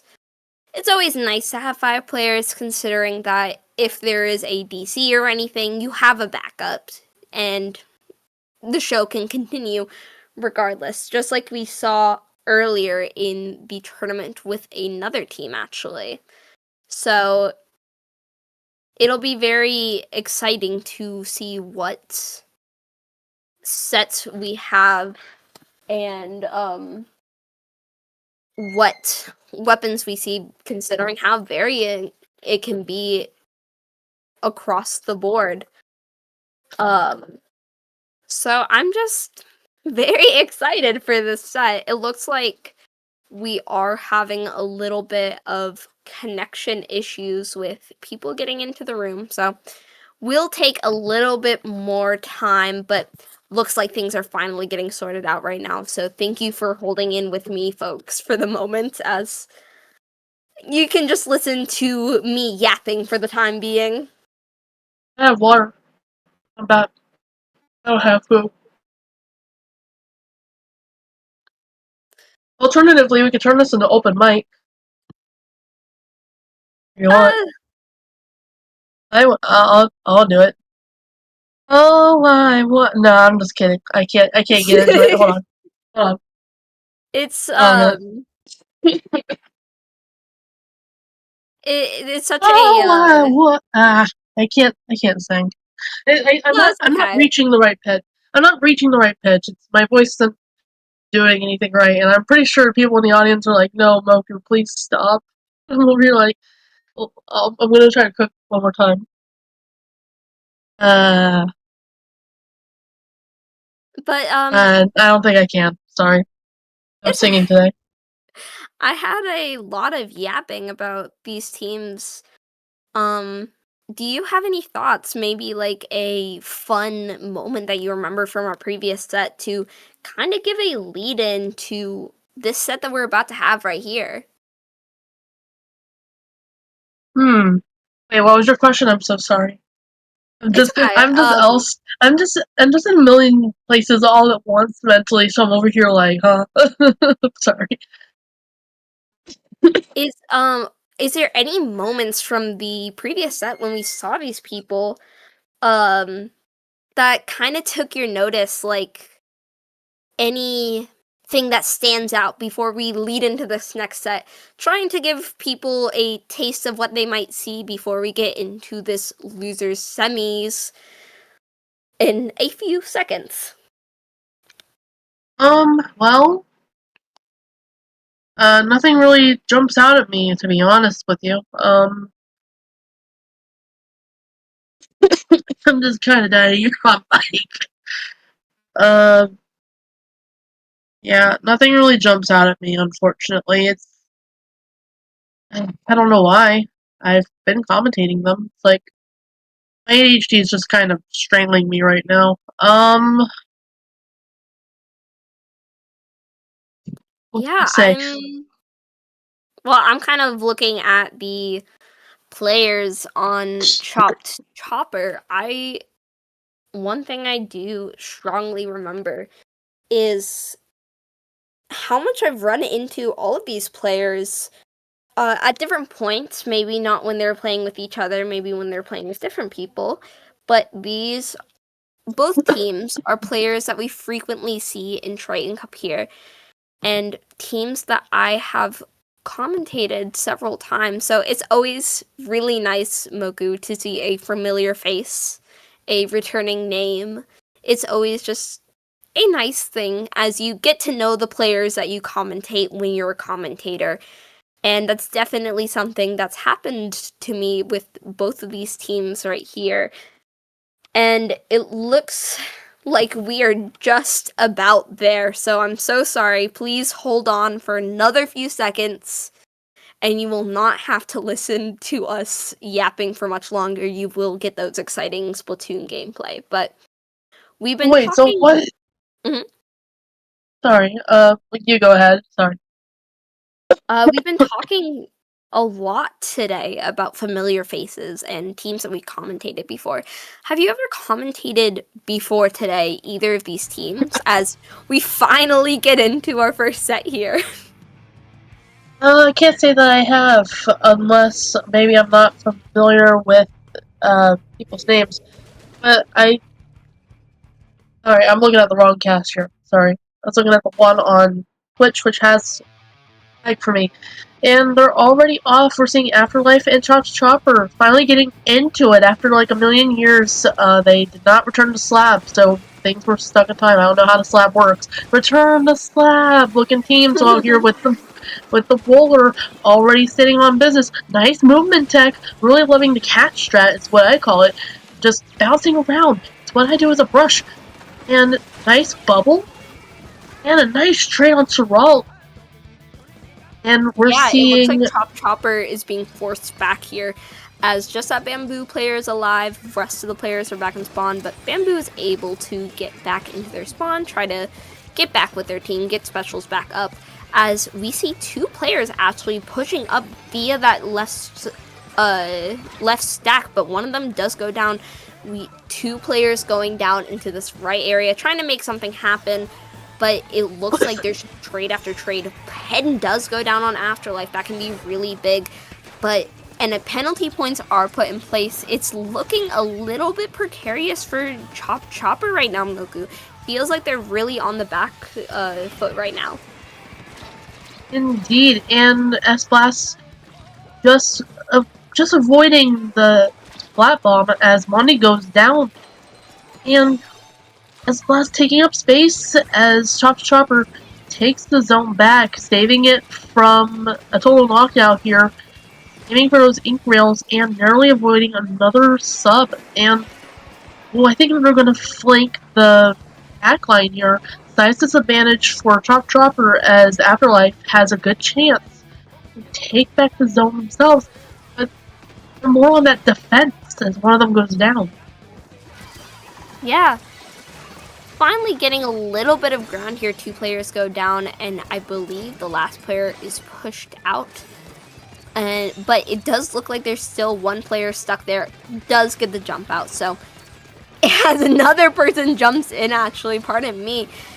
Lots of craziness is happening, but it looks like Chopper finally finding some momentum, being the people who comes out on top here and getting these positions. But no, actually, never mind. Commentator's curse, my bad.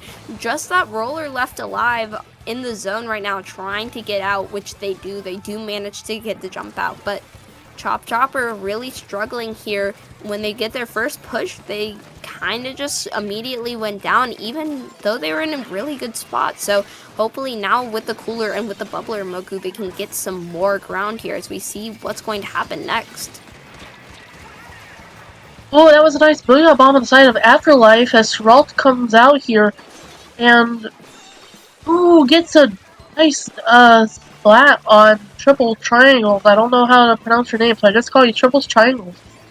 Triple Triangles is a very nice name, but I don't know how to pronounce it. And this is a very nice defense. I love the positioning on Splatana. Splatana Stamper, avoiding getting smacked by Chopper. And I see what they're doing. They're going for that lockout. They're saying, we're going to set up here. We're going to take this match. Triple Triangle's going down to Bamboo. Yeah, luckily, Yapping. Chopper is finally able to get that cap right there, push down one player. Other ones are in their spawn, so I believe this is a delayed wipe for the side of Chopper. That penalty was really important. They got it in place. That was knockout territory for them.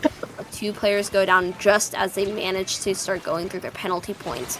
So now this is a little bit of a stressful moment for them. Maybe they will be able to keep this zone. Looks like they will be able to, as the bamboo is set up and everyone else jumps in. Two players go down, actually. This is the time for Chopper to be able to make some work done as they keep pushing up and take these really strong positions under the snipe with that blaster just poking.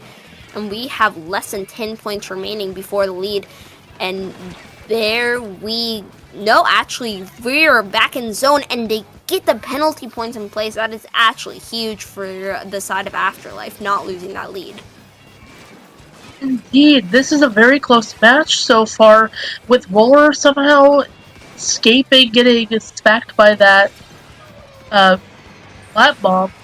Nice jump to avoid the Booyah bomb, and with 4 seconds left, you'll need to see who takes it, and it will be Afterlife taking this match. Yeah, really good game from both teams. Felt like Chopper had a bit of a hard time trying to find the momentum, because Afterlife just did a really good job punishing all of their pushes and their plays, Moku. At least that's what I felt for me. Did you have any other insight? Well, let's see here. They have pretty good positioning. They have great positioning with the Splatana and the Roller.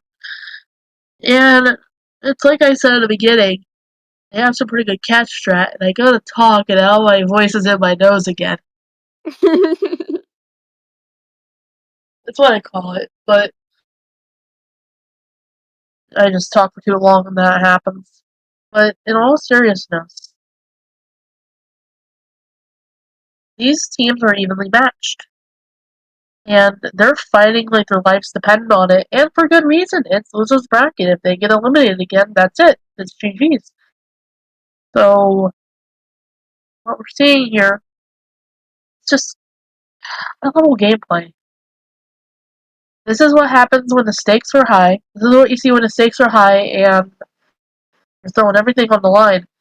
I want to just point special attention to the movement text I've been seeing out of Roller and Splatano Wiper, and me when I don't encourage player branding by memorizing the names. Hello, sorry, I'm sorry. Uh, let me get educated real quick. Oh yeah, I'm familiar with Mondi. I should have said that like a million years ago, but I am familiar with Mondi. Um, let's see here. I need to figure it out. How is it that I forgot? Okay, so Splatty is a splat roller. Me when I forget my stuff. And Yoshi on the Sona, I think it was. And see, I just really bad at remembering names and weapons. Kind of like how bad it is for me to remember names and faces in real life. It's like I remember people more by their hairstyles than their faces. Fun fact. Oh, that's so valid. But sorry to change the subject. We are actually immediately going to our next match. We didn't get the chance to talk about where we're going, but we've seen Chopped Chopper on this map before. The last time we saw them, and this is Ship Shape Sorrel. Zones. This is It's a they had a really sorry. good showing. Proved me a little bit wrong in my personal thoughts about backlists, but I feel like they probably feel very confident in this as this is their counter pick. So Afterlife taking the first zone cap with one player down, looking a little bit out of where they want to be for Chopped Chopper. Ooh, nice Booyah Bomb. Putting it against the walls. Crab Tank comes out, and I just want to say these are some nice bubbles coming out on both sides. And with Top Chopper in the lead, I want to say, I want to apologize to Geralt for forgetting your name. Geralt was on the sticker stamp, is on the sticker stamper, I think, right now.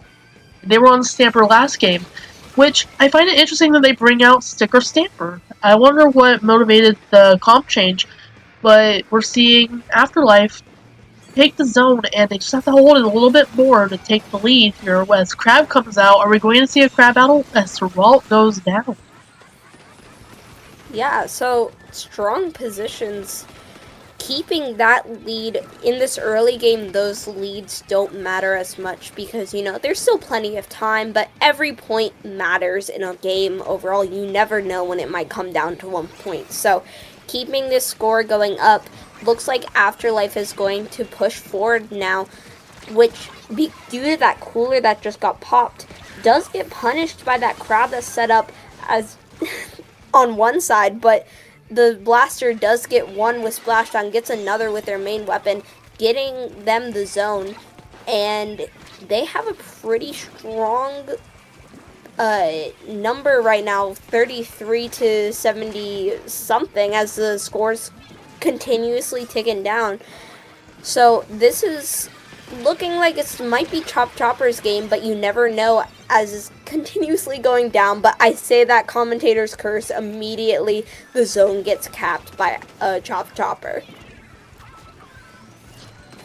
Indeed, Afterlife has to fight a little bit harder if they want to get that zone back, as Splatty takes out one of them. This is a very good bubble, and very defensive. Geralt going down. And it's hard to move around when you're marked, but that's why I want to know your ways. Like, how do you do that? I always get caught. They always know my zip code. But in all seriousness, Afterlife is getting locked out here. Chopper ledge guarded like a Smash Bros. I want to know your Smash mates, and I'm probably gonna get cooked if I challenge you to Final Destination. But ooh, and that's going to be the match for Afterlife, I think. Actually, no, Chopper. I'm so sorry. Yeah, You so and I don't know my Chopper colors. brings the set to 1-1, taking a match up. So we will be going to our next game here, which is game 3. It's going to be our match point game since we are in best of 3 territory right now. And it's going to be Afterlife's chance to choose a counter pick. And I'm very what do you think are some maps that might work really well for Afterlife potentially, Moko? Robo Ramen. Robo Ramen's gonna work for them because they have good bubbles. They have good positioning on both sides. Laddie and Sorrel. I keep pronouncing it as Sorrel. It's probably Sorrel, but because of the way I'm so used to pronouncing things, I'm just pronouncing it Sorrel. So, Sorrel or Sorrel, pick my tail in the chat if I'm pronouncing your name wrong. Thank you. Uh, Somebody left their lights on in their car. Thank you. But, didn't I just call Robo Ramen? Didn't I just call Robo Ramen? Somebody's listening to me. Yo. Robo Ramen's gonna be great for both teams. Because they're already you equal. you guys were on the same wavelength. They're already equal in strength and movement tech. We got Splatty on one side, we've got Srolt on the other. and they're just carrying their teams. And I'm not saying that the other teammates are not doing anything. I'm just saying I'm seeing the most out of them because they're just setting up for their teams. They're setting up for their teammates. They're frontlining it really hard out here. Like my inner ink brush main sees them and knows what's up. Now I gotta say, shout out to Mondi, doing great too. I'm familiar with Mondi. No, let me just say, these two players. Excellent work so far. I can't wait to see who goes to grand finals. But didn't I just call Roro Ramen? You did. You also called it at the beginning of the set, which is really funny. But here we go. I am noticing about the same things. We still have those bubbles you've been mentioning, and I'm sure they will continue to be really strong, especially in the zone, keeping up like half of the zone, not letting anyone in. But Roller does go down immediately on opening, so already on a back foot chops chopper. They do have a crab online, kind of keeps the momentum going while the roller spawns back in. First cap though goes to Afterlife, but it doesn't seem like it's really going to go much as all of Chop Chopper are fighting for their lives in the zone right now, and it's just continuous back and forth of the zone cap. Indeed, it is back and forth like you said, and we are seeing constant zone overtakes, as we have been for the last few games, but this is for all the marbles here, Marie, and we're seeing a lead switch as Bamboo comes out and takes out Swalt, and Chop Chopper takes the zone, but Afterlife is so close to taking it back within the next few minutes here, seconds I mean, and ooh, triple triangle going down to Junior, or Splash Out Junior. I'm so sorry, I do not know my weapons apparently. Ooh, nice flank. That was a nice flank, but a nice jump back on Splatty's side. That's what happens when you gotta fix a flank that you probably got caught because you got marked. Yeah, you said this earlier, but these players really are fighting for their lives, which it's true. This is their last chance to stay in the tournament. Their tournament run relies on this. So whoever wins this game will be moving on, and the other one will have to go home in their loss. But right now, teams are playing it so evenly, and it's such an even match. But Blaster pushing up gets one. Another one goes down to the pen. Looks like this is going to be a really good hold for Afterlife, as finally penalty points are out and all the players are set up in zone, along with that bubbler taking up so much space. But as I say that, the zone is actively getting contested, so you can never know what's going to happen next in this game. And we see Crab out on the side of Chop Chopper, and we see Splash-O-Matic jumping in and distracting, being a little rat here. He has an ink brush. I see you with that Splash-O-Matic. And Chop Chopper could take the lead here, but we see Afterlife putting everything on the line to try to take it back, but not being able to, despite all the GT specials. I saw Splashdown in that mix too. But nice jump out on the side of Splatty.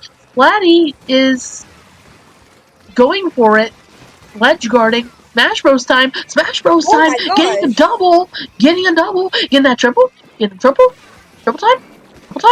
Oh, yes. Might not be able to get it, but they're still taking this really strong position, having that bubble.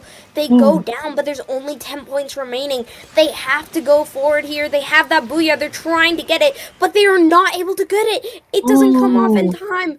And so Chop Need 2 more Chopper seconds. hits the game and will be moving on. Something that we actually have to mention before we congratulate these teams and before we say our outro, Moku, is our team that was waiting in losers finals has unfortunately dropped from the tournament. So now Chopped Chopper will be our team that's moving on to grand finals past losers semis. So they have just won themselves the trip straight to winner. I'm sorry, to grand finals and the chance to win it all against Habibi Investigation Squad XL. But that's getting ahead of myself. So congratulations to both of these teams, and what a set, Moku. Indeed, GG's both teams. And I'm really impressed. And shout out to the team that dropped out. Y'all did your greatest. Y'all did your best. Um, GG's all teams so far. Like even the ones that even the ones that we haven't commentated at all this tournament. It's GG's to them because everybody. Yeah, I'm looking at the bracket right now. Everybody has fought their best, and I want to believe that everybody brought their best performance. And hey, even if one player is out there thinking, "Oh, I didn't sleep well. I didn't do great." No, no, no, no, no. Don't beat yourself up. There are future tournaments, and I can't wait to see you. You know who you are in grand finals. It's gonna happen. Absolutely. Well, this is the end of the road for us before we switch off for realsies this time. So, Moku, once again, where can the people at home find you? Y'all can find me at mokudraws1020.bsky.social on Blue Sky. I'm usually found as Moku on Discord as well. And what about you, Marie? Where can everybody find you? I can be found at maritime.bluesky.social with the two I's after the R. You can find me at Maritime on basically every single social media. Reach out to me, give me a follow. I'm always happy to meet new people, so if you wanna interact, just reach out. But we will be passing off to Pat and IMAD next, two wonderful commentators that are going to be commentating our grand finals for us. Don't miss it. It's going to be awesome.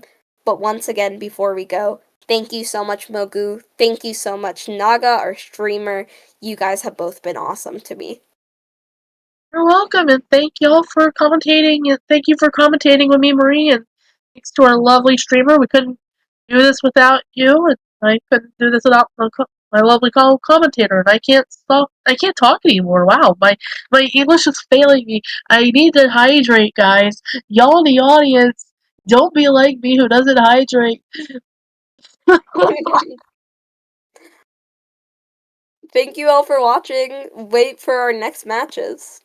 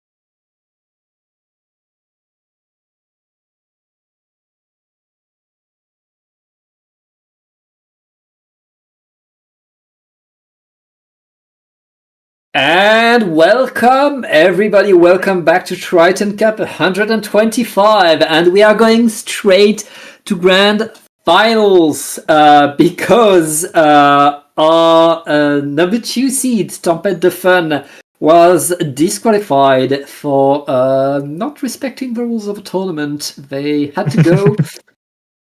Which means Chop Chopper, which we saw in the lower bracket semis, get upgraded to grand finals directly, where they will meet, of course, Habibi Investigation Squad XL. I am Pat, here with Imad Gamer the Second, ready to watch the grand finals. Hi, Matt, how you doing? I'm doing fantastic. I'm so ready to watch this. I've been kind of like keeping track in the background of what's been going on, but it's been a crazy tournament, both from like the Splatoon side and just from like you mentioned, just the players just going absolute crazy today. Yeah. But I'm excited for this set. Yeah, lots to come, of course, because we are in Triton-Cup, it's zones only, because we are in grand finals. It is a counter-pick system, and we're going to start with a map that both of these teams had put on their list. And of course, Mako Mart is on everybody's list, because it's one of his classics that you see so often, that are played so often. A map that is good, especially for teams that like to fight, Maddie. I was gonna say, like, this map in particular, I know is why it's popular, is because it's not nearly as open as many of the other maps that we got are. So you do get to have some of those really like aggressive, like close quarters fights that you don't normally get to see. But we might even not see those too often from Investigation Squad here. We see a Dynamo and a Rapid Pro coming out, so they're looking to lock things down on the range side. Yeah, right now that's Habibi bringing very much, as you say, an unconventional comp, but on the other side as well, a bamboo is not something you see that often, but we know Chop Chopper can make it work. Right now, Habibi are taking the zone, but they lose a few too many players. Lots of trades coming. It's just a few players left, and the big bubbler by Chop Chopper will allow them to get the jumps back in and to get some control. Oh, it's very interesting. Both of these team comps, they're really relying on the one shooter that they got to keep paint up. I'd say like Investigation Squad's got slightly more paint with the bucket and the Dynamo, but Chopper really looking to get the kills and get in the getting the space with that roller and that blaster. Otherwise, like, they're going to have a lot of trouble trying to break back in and get map control back. But so far, they've been doing a good job of keeping the map control they got. We are down in the 2-2, and even with the Booyah Bomb's going to try to keep space, but they still managed to keep the zone.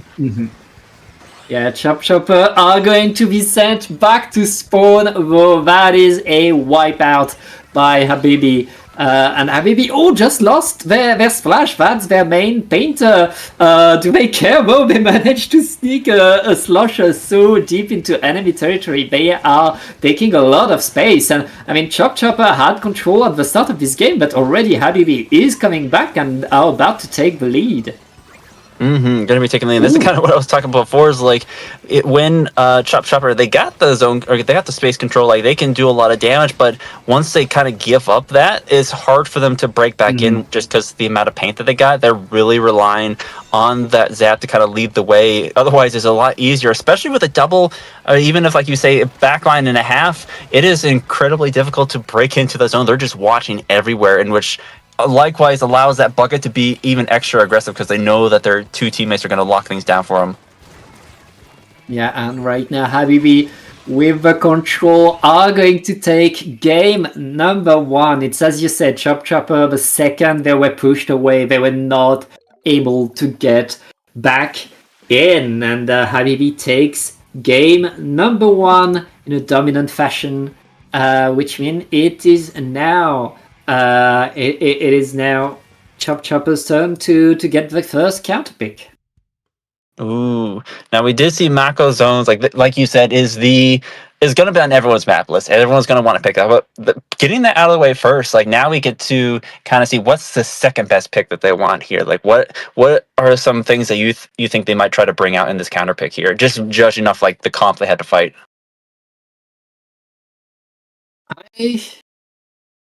I don't know. I feel like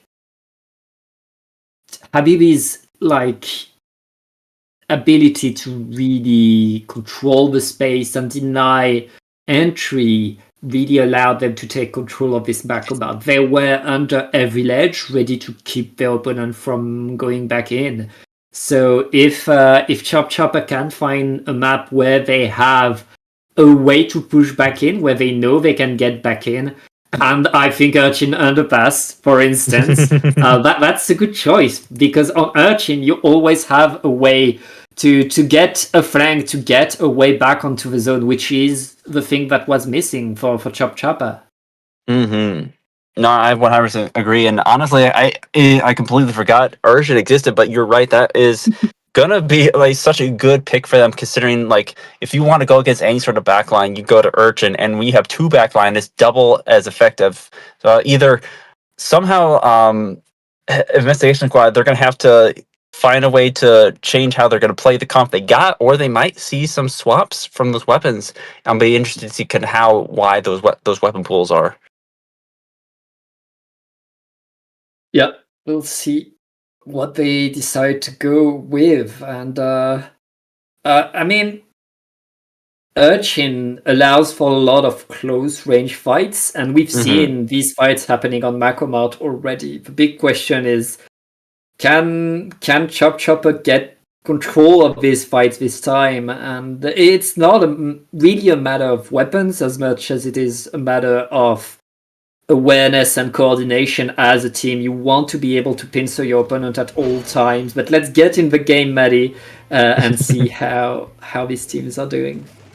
I think the biggest thing that Investigation Squad has to watch out from Chop Chopper. Okay, I'm gonna talk about that comp in a minute, but the roller just dropping off the ledge on the edge there, like be able to flank them constantly, like they're gonna have to really watch out for that. It's gonna be, I think, already we're seeing someone drop from that upper side there, but we're seeing a weapon comp to the Clash Blaster. That the Rapid Blaster from before is going for a Clash Blaster to try to take the close quarter fights, but honestly, that was not what I was expecting. Yeah, right now it's a bloodbath. Habibi able to get so many splats, painting around with the dynamo and getting forward in right there. Big moves, and Chop Chopper able to answer though, able to get enough splats to get back in. They're going to count the jumps, punish them. Chop Chopper were able to get back onto the zone. That's what they were not able to do in game number 1. As I say, yeah, they did a really good job of just fighting them, and then I think like Investigation Squad got a little too excited there because we saw 2 jumps ended up getting taken out by the blaster trying to jump in. So that is really gonna help solidify Chop Chopper's hold for a little bit longer. But we do see, I was talking about the roller flank, and we're seeing 2 members like from Investigation Squad pulling the flank, and no one was there to stop them. And so they're gonna be able to contest the zone and get a nice 3 down on top of that. Yeah, and Habibi taking the wipeout, retaking control. They were pushed away, but they're back, and I mean, we're still early in the game. Penalty is not that high. The ambush is not going to work. The opponent was not coming that way right now, but what a move by the Splash. They have the crab ready.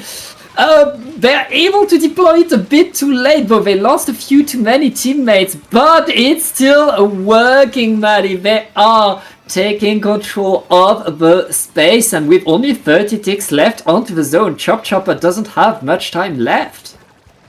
I was gonna say, like, that crab could have been a little bit too late. However, it got a lot of value out of the fact that all of Chop Chopper had been on that side of the map. No one had been trying to flank around before here, but nonetheless, it got them down to 12. But now is Chop Chopper trying to keep the space here, and the jumps are once again coming in and gonna be punished by that roller. And so now with a 3 down situation and another one to boot, now is Chop Chopper's time to gain some ground back.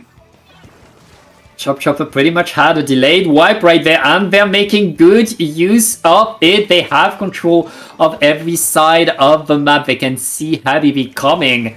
And right now, Habibi, who were very much in the lead, they need to push fast if they want to cancel the lead swap. This is the part that is really tricky because they're pushed so far back. It's like even with the crab there, just they didn't really have any presence to kind of push up. And with the blaster just lurking on this corner, locking down both angles, like that flank is just non-existent right now, and so that's going to give them their first win of this set. Yeah, that's game number 2 going to Chop Chopper. Chop Chopper really made the adjustments they needed to make. They were able to push back onto Habibi, and they were also able to really take full control of the map and really establish themselves there and not let Habibi push onto them. So now it's an Habibi to change things, and Habibi instantly locked their counter pick. We're going to Flounder Heights. Oh my goodness. I'll be honest, I was not expecting it in the slightest because I know that there are some classic counter picks for, just like they're running the double backline comp, so maybe they want some more space. But with Flounder Heights, that doesn't really fit into either comps, I would say. Yes, it does. It does. Go ahead. Have you ever seen a Dynamo on Flounder? True. Okay, that's a really good point right there. Dynamo is uniquely equipped to just go ham on this map. I see it now, yes. It works so well for this map. It does an incredible job. You can never count a Dynamo out. And especially when you have a good slotcher on the team as well, that pairs so well. This is a good choice by them, especially since after what happened on Macromart, where they were able to keep Chop Chopper from pushing in. If Flounder Heights is the map that will help them do that.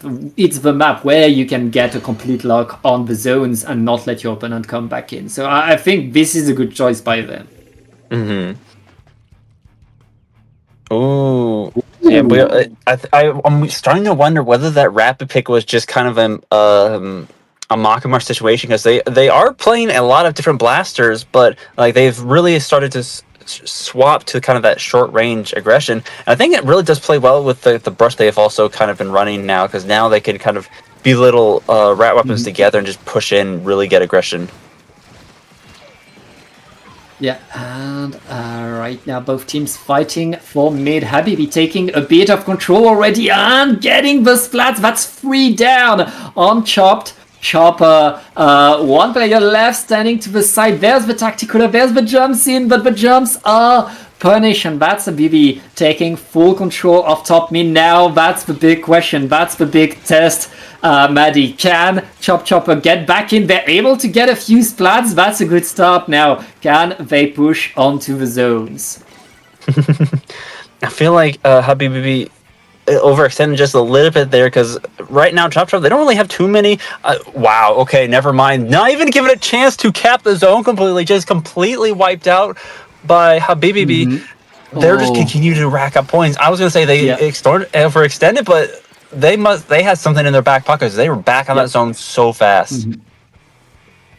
Habibi once again lost 3 players, and this time it looks like Chop Chopper will take control of both of the zone, which means they apply penalty. They get to breathe a little bit, but Habibi, they're still going in. They're still trying to get more, and Punchy is painting one of the zone, making sure their opponent cannot score too much. And we're back to another team fight. And it's on his flatty with the roller left standing, and that roller is sent back to spawn as well. Habibi takes back control. So we were talking about the Dynamo for being able to hold space, but so far I've just been seeing the Brush and Luna just comboing together, rushing down Habibi so fast. I don't even know if they have time to react. They try to get set up, but just immediately there's two weapons in their face, just taking them out. It is to their detriment when they're on the defense, because they have a tendency to push up and then just get taken out themselves. But the retake has just been so fast for Habibi. Yeah, Habibi not wasting a second right now. And there's only 22 ticks left on the zones. Habibi trying to hold, they want the KO right here, but Chopper deploying the bubbler, have a foothold on top mid, and they're getting the splats this time, only the Dynamo to defend the Dynamo! The Dynamo on this map, so strong, so dangerous, but the Booyah Bomb will take one of the zone, which means Chopper are still alive, Maddie. Oh my goodness, that Dino just went in and said, Dino no more. But I think the only thing stronger than that was that Booyah Bomb, like you said. So that was just the little bit they need to cap the zone. Going to be putting a little bit of a penalty onto Habibi, but they don't seem to care. Another 3 down on Chopper, and they're going to be taking back the zone and trying to get back to that KO like they were going for. Yeah.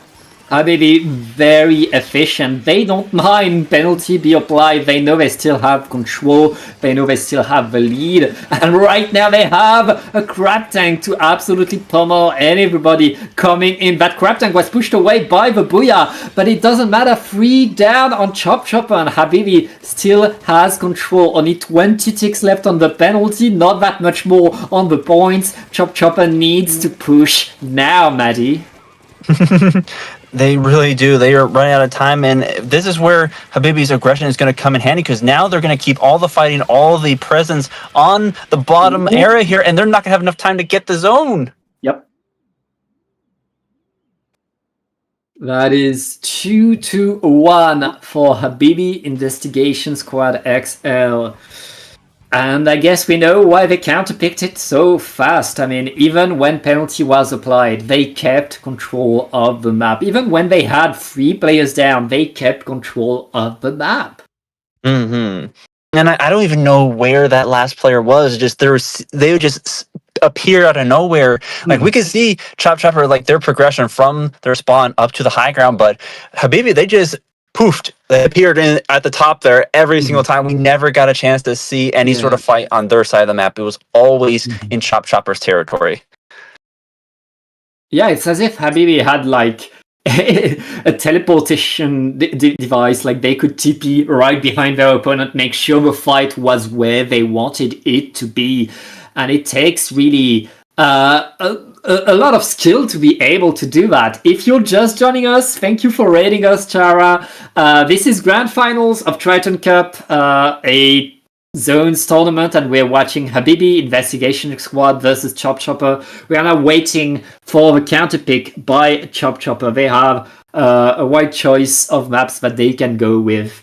And right now we're waiting for their choice. They need something on which they can really push Habibi away. That's what allowed them to take a game off on Urchin, and they need to do that again. But yeah, we're gonna go to Ship-Shaped Cargo Company, a map that is good if you have range, because there's this wide open ground between your spawn and the zone.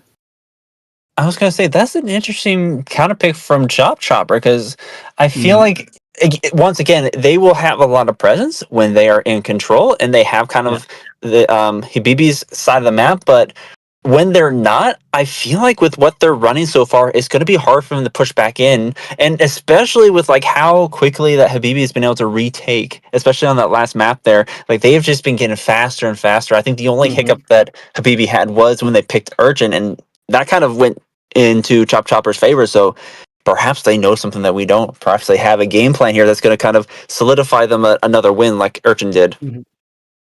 Hey, we've seen lots of different weapons, especially on the side of Habibi. Maybe Chopper have the pick that will allow them to really take control of the space right there.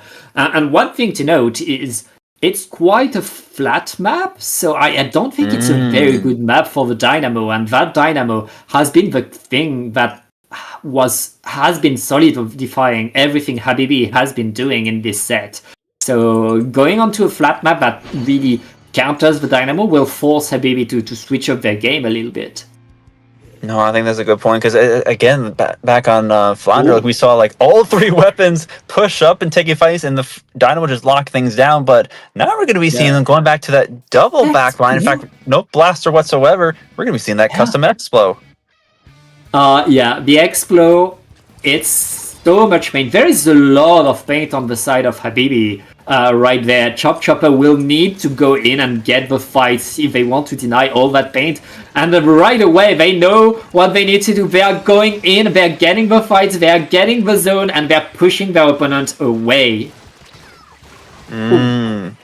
I think something I kind of noticed that might be what Chop Chopper's looking for right now. Like even though that they're not able to kind of take as much space as they want to, it also works for the brush and the splash from Habibi as well. Like they're kind of at a loss for the bamboo and the dynamo, or sorry, the roller that just are around here, and so able to take those fights. They're going to be starting to push right into the positions that they want to be in to start keeping that space. Alright, it looks like Chop Chopper indeed has a plan for this map. It's been working pretty well. 35 points left. And Habibi are going in the brush, diving on the zone. Is going to be splatted, but the rest of the team is there to paint 2 down onto Habibi. Chop Chopper keeping control, no penalty applied. The Explo is trying to get the jumps in, but that Explo is called out. Can Habibi get the zone right now? They don't have much time left, but they're able to keep themselves alive and also take the zone. They took the zone and put a lot of a really nice penalty onto Chop Chopper here, and getting the nice 3 down as well. And this is kind of where they want to be in right now, because I think while the bamboo will have some good fights against that dynamo, I think the addition of the Explo might kind of be the offset that they need, especially with the amount of open space that is in between the zone and Chop Chopper's base right now, and they are really locking things down for Habibi. Yeah, right now Habibi knows the deal. With 9 points left on their opponent, they need to aim for a KO, and they're taking a lot of control. 30 ticks left. This is such a big match where both teams are playing glass cannon, holding the zone for incredibly long, but Chop Chopper are back on the zone, pushing in, painting it, and able to take the lead back. I mean, to keep the lead.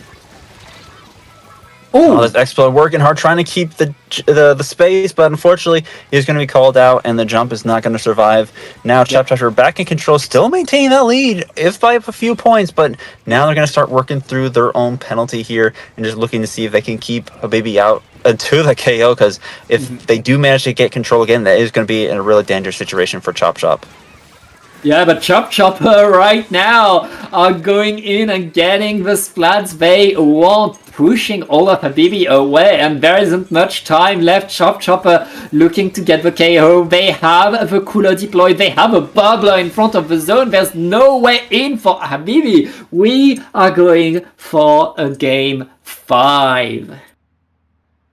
Oh my goodness. I would say they definitely knew what they were doing. Like, they took a little bit of time to think about it. They kind of exhausted their obvious picks early on, but this was kind of a secret pull that they threw against Habibi that I was definitely not expecting, but it really worked in their favor. It being said, it was a close match. Like, Habibi was able to take the zone, get it down to a couple points away from that lead, but in the end, I think Chop Chopper had kind of more of the practice, more of the game plan of what they wanted to do on that map. Alright, but Maddie, that means it's match point. If Habibi wins this, they are your Triton-Cup champions. If Chop Chopper wins this, they get the bracket reset. A lot on the line, and Habibi are going to go to Humpback Pump Track, another good Dynamo map, which is not that much of a surprise. But on the other side, there's a roller as well, so we'll see if Chop Chopper find a way to counter. I'll say this is the iconic Dynamo map right here, but like you said, it is going to still favor some of the roller and some of those other short-range flanking weapons, because they have a lot of terrain to move around. So it'll just be a matter of how on their game is that Dynamo going to be? How are they going to be able to shut down those back flanks? I think that might be kind of the turning point here. But so far, Habibi, when they have a map that they know how to play, they lock things down and so incredibly well, and don't give Chop Chopper even an inch of space to work their way back in. Yeah, and we've seen an Explo too on the side of Habibi, which is also good on here. So I hope it comes back, because I'm very much an Explosion lover. So we'll see if that happens right here. But yeah, lots on the line. Chop Chopper, they have the tools to make it work, I feel. They only need to find the way to make it work. Once again, they were able to take 2 games off of Habibi, our first seed of the tournament, who's been dominant. But Chop Chopper, very much a team you can't underestimate. We'll see if they're able to survive, to keep the grand finals alive, or if we go home. But time to play the game. And, Dynamo's going back, of course. Another blaster. As I say, that's going to be a really crucial pick right there. Splashdown aside, like Splashdown is definitely going to work well for them on a humpback, but having the point transfer to fight against that roller is going to be huge. It's going to really assist the Dynamo in what they want to do in locking down space, and we already see one from Chop Chopper flanking around the track on the far left side. We'll see if Habibi notices it as well. Yep.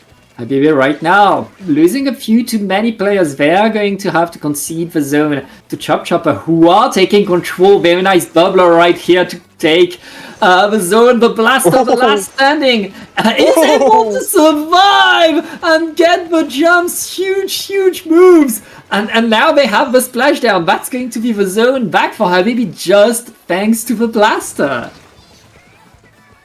Just back into a corner. They took those 2v1 in their favor and just locked things down. But the Dynamo going down so early like that, that's going to really give Chop Chopper kind of an advantage, push it back in. They do lose the lead by like 2 points, but now they're still down 3 down. The Blaster working putting in all the work, keeping things alive for the Dynamo to come back. Yeah. They are going to continue to get some points right here. Yeah. Especially with the wipeout, they know they have some space before Chop Chopper can get back in. Chop Chopper needs to regroup, to wait for their specials to prepare a big push together. They have 2 specials ready. Can they push in now that Tacticular is deployed and I see other specials being sent right now? The well is going to locate everybody and allow them to move in, but there's only a few ticks left onto the zone, Maddie. Chop Chopper getting the splats. They're gonna stay alive. I'm just thinking right now, I think when you have a roller versus Dynamo, like the Dynamo is going to win out on a map like this just because they have the extra range. But what really was giving that Dynamo trouble was the bamboo. And it occurred to me that on a map like this, that bamboo is having such a hard time. And doubly so when they have a blaster underneath their ledge. They don't have the angle to get the fights that they want. They can't utilize their full range like they want. And so 2 down once again, and the Dynamo's going to take out that bamboo. It is just a splash remaining, going to get that Dynamo, but they don't have any teammates to follow up, and they are going to be losing the zone here. Yeah, the Crab Tank right here, claiming a lot of control for Chop Chopper. Chop Chopper will be able to retake all of mid and paint it blue. They're already going to the side, making sure no funny angles can be used, and the Habibi are going back onto the zone though, and they're deploying all their specials to make sure penalties applied over and over. We've passed the halfway point of this game, and Habibi has a monster lead.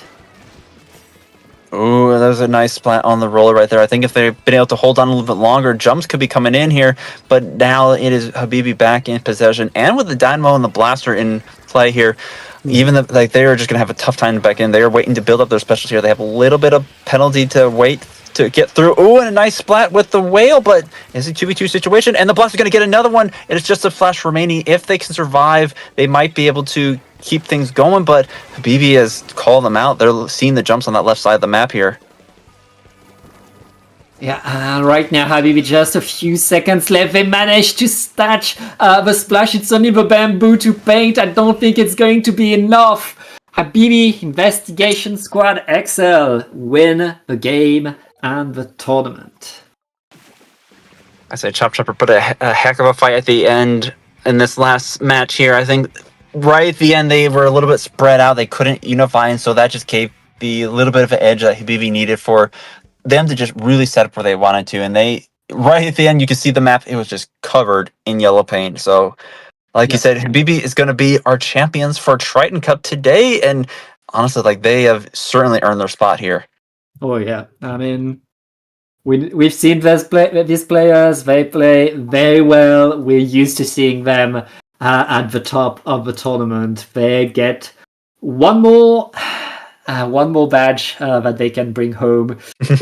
And yeah, that means it's going to be time for us to say goodbye. We only do one set, Maddie, but it was a good one. Before we go, do you have something to plug? Yes. Oh, you can find me on Twitch, Blue Sky, and YouTube at iMadGamerII. I kind of lurk around the internet, talk about Splatoon stuff and some Magic stuff. But yeah, where can the good people find you, Pat?